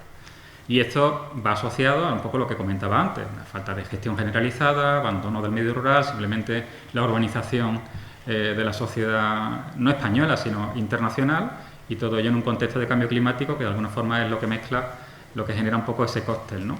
Y los incendios que estamos teniendo, pues sin duda muestran esa gravedad en todos los efectos. Este es el caso del incendio de Doñana, de las Peñuelas 2017, con propagaciones, hablamos normalmente que por encima de 25 o 30 metros por minuto de avance del incendio, el incendio está fuera de capacidad de extinción. En Doñana tuvimos picos de 100, 200 metros por minuto sostenidos durante varias horas y de noche. Y eso se ha repetido en momentos puntuales de Sierra Bermeja este año pasado, se repitió en Almonaster también, es decir, que no es un hecho singular ni un hecho único, ¿no? Y por muchísimos medios que pongamos, por mucho que tengamos más medios, no ha habido ningún incendio forestal en España que haya tenido los medios aéreos que ha tenido Sierra Bermeja el pasado verano. Pero no se trata de una cuestión de recursos, estamos hablando de una parte del territorio, o sea, tenemos que intervenir sobre el territorio y no sobre los recursos. Al final, los dispositivos de extinción siempre serán la respuesta, pero nunca jamás será la solución a la situación en la que afrontamos, ¿no? Y por eso todo esto pasa un poco por mejorar la gestión del conocimiento, mejorar la información y el análisis de qué es lo que tenemos hoy en día, qué es lo que está pasando. Y en ese sentido, pues en Infoca hemos dado un salto de calidad muy importante y tenemos más información que nunca de cómo se propagan esos incendios y qué podemos esperar de ellos. Pero no podemos quedarnos aquí, tenemos que aprovechar las oportunidades que nos dan también nuestros socios, no solamente a nivel peninsular como en el caso de Portugal, sino de todo el mundo, internacionalmente. Porque al final no puedo esperar, no puedo tener un dispositivo esperando ese gran incendio para aprender de él. Tengo que aprender de qué incendios están teniendo otros dispositivos en otros lugares del mundo para poder de alguna forma aprovecharme de esa experiencia e intentar aprender yo también con ellos, ¿no? En este sentido, pues a nivel la Agencia de Medio Ambiente y Agua, a nivel Consejería, pues estamos en diferentes proyectos, como el proyecto CILIFO, como el proyecto FAIRPOSTE, con diferentes colaboraciones. Formamos parte del proyecto AFAN, que trata sobre la estandarización de la figura del técnico analista a nivel europeo. Hemos mandado 4 personas de la agencia a Chile en un intercambio de técnicos analistas, instructores en quemas prescritas. Hemos mandado 18 personas a Estados Unidos para intercambio en quemas prescritas. Al final, este tipo de conocimiento es fundamental para seguir aprendiendo. Entonces, una reflexión que os hago, digo, bueno, y este hombre que nos está contando cosas así novedosas y tal, y ahora nos pone el triángulo del fuego del Icona de los años 80, pero yo lo que intento un poco es haceros un poco reflexionar sobre lo siguiente. O sea, tenemos claro que sobre la meteorología y el clima no podemos actuar, es evidente, y sobre la topografía tampoco, ¿no? Con lo cual nuestra única herramienta a nivel gestión preventiva siempre va a ser el combustible, pero hasta ahora siempre hemos estado mirando ese combustible con las gafas de enfocar de corta distancia, mirando qué modelo de combustible de Rothermel tengo, del 1 al 13, y viendo qué comportamiento del fuego me da en mi finca a nivel local, escala 1 a 10.000 o en un píxel. Intento de alguna forma hacer una línea preventiva que en la mayoría de los casos es perimetral a mi finca, y cuando tengo ya un proyecto un poco más serio, pues ya me planteo otras cosas, ¿no? Pero un mismo problema tiene diferentes perspectivas y diferentes enfoques. Yo les pongo un ejemplo. Este es el incendio de Doñana, de la Peñuela 2017. La superficie un poco que ven en gris, pues así con esto. Esta parte de aquí es el perímetro, ¿de acuerdo? Lo que ven con colores amarillo, naranja, verde, rojo es la categorización del riesgo de incendio forestal en base a la combustibilidad superficial, es decir, en los modelos de combustibles que clasifican los pastos, matorral, hojarasca, el básico, el que no cuenta lo que tengo yo arriba en el arbolado, sino en el suelo, me dan un riesgo bajo o medio en todo lo que es la zona del incendio de las Peñuelas, que son verdes y amarillos, salvo alguna pequeña mancha roja, ¿no? Sin embargo, si nos fijamos en la foto de la derecha, tenemos el comportamiento que realmente tuvimos en el incendio.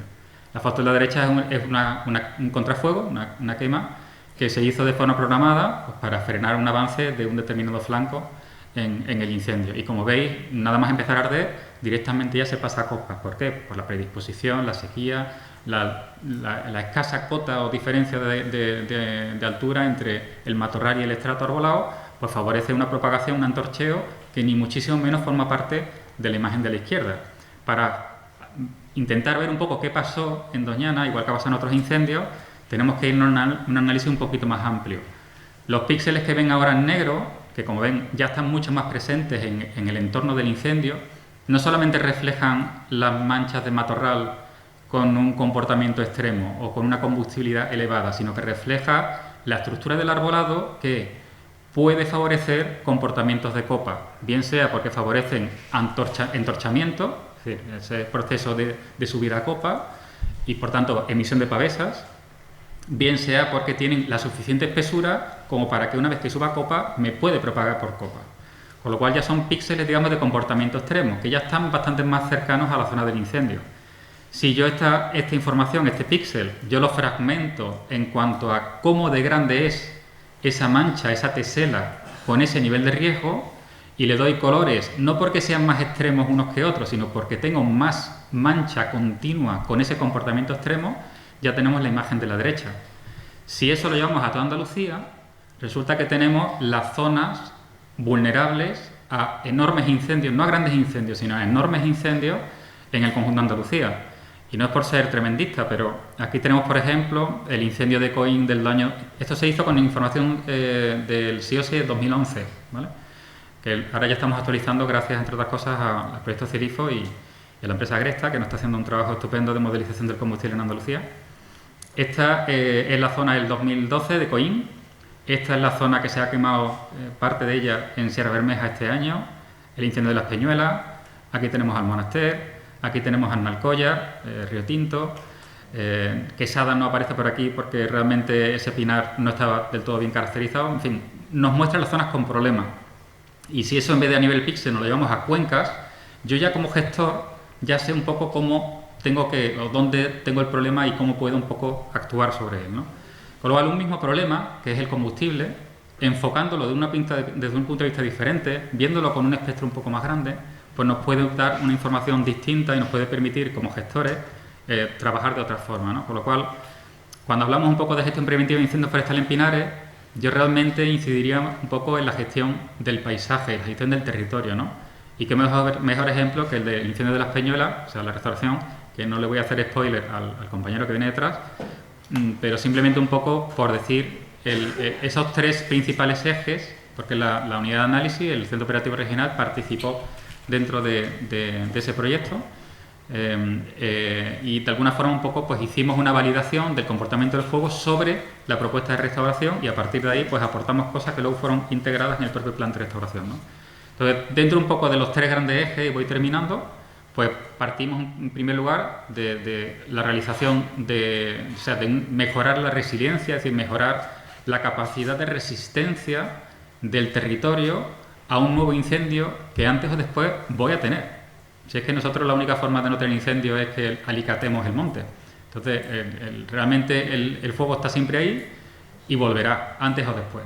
Y volverá de una forma o de otra, dependiendo de lo que hagamos con él, ¿no? Y lo que no gestionemos nosotros lo gestionará el fuego. Eso es una evidencia, cuestión de años, de décadas, de centurias, pero ocurrirá.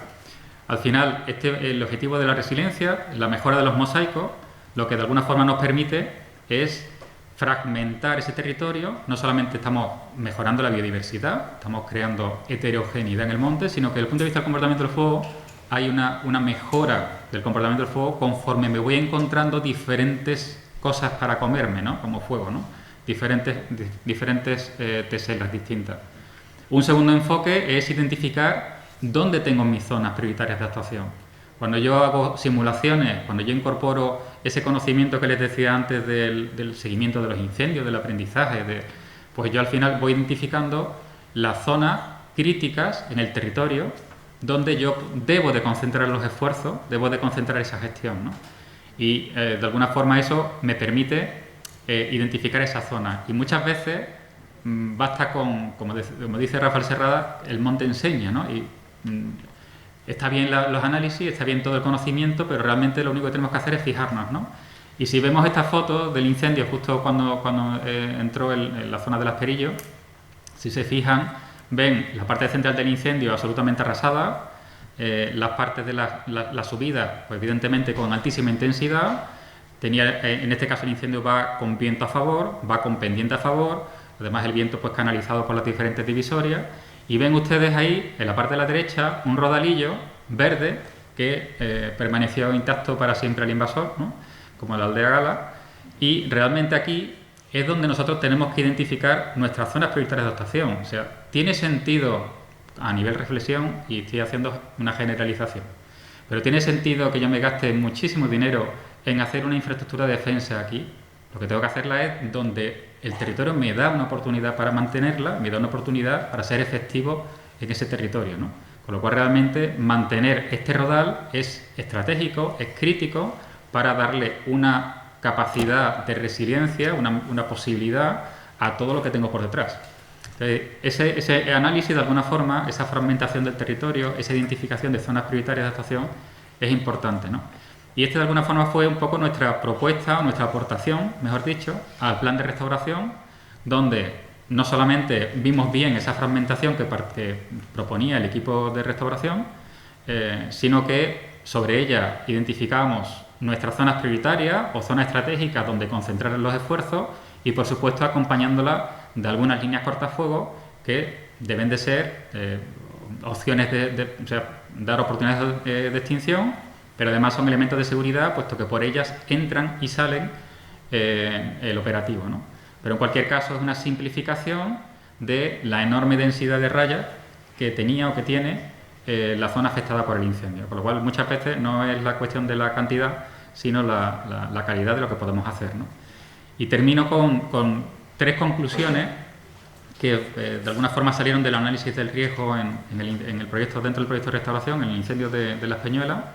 La primera era que nosotros inicialmente nos encontramos con un mensaje que iba en contra del pinar, del pino piñonero que estaba en el incendio, y de alguna forma como que era el culpable de lo que había ocurrido y como que había que eliminarlo. Hablo en general, no todas las voces evidentemente opinaban igual, pero de alguna forma participamos en alguno de esos mensajes, o nos llegó, que eliminando de alguna forma el pino y proponiendo diferentes estructuras de matorral, de arbustos dentro de la zona, pues no íbamos a tener un comportamiento igual, y eso no es cierto.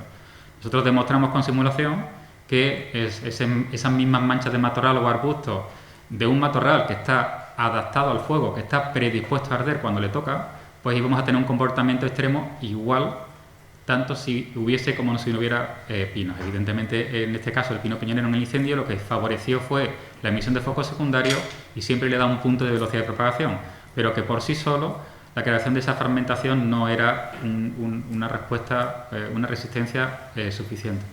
Como segunda conclusión, era que esa fragmentación era positiva desde el punto de vista del comportamiento del fuego, lo que les he comentado antes. Al final el incendio se va encontrando diferentes mosaicos que le va frenando de una forma o de otra, y todo lo que sea frenar genera diferentes oportunidades a los medios, ¿no? Y la tercera importante es que, vale, está muy bien proponer acciones preventivas, infraestructuras, lineales o no lineales, en zonas críticas, pero le tenemos que dar una suficiente entidad en tamaño como para que realmente sea una oportunidad. Porque si son muy pequeñas, pues realmente un gran incendio como ese no es un sitio seguro en el que meter recursos de extinción. En cualquier caso, quería un poco terminar con una foto que me ha recordado un compañero antes en el café, y por eso he cambiado la presentación a última hora, que sin quitarle dramatismo, porque es verdad que los grandes incendios pues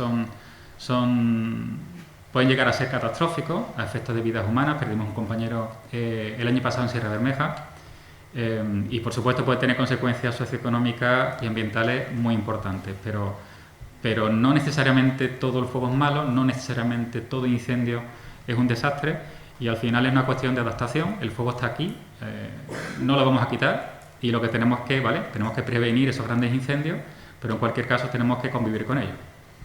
Pues eso es, muchas gracias.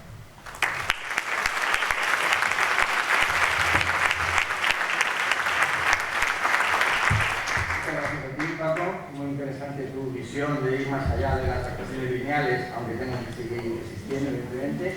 Y ahora interviene José García Sanz, que es jefe del Departamento de Actuaciones Forestales.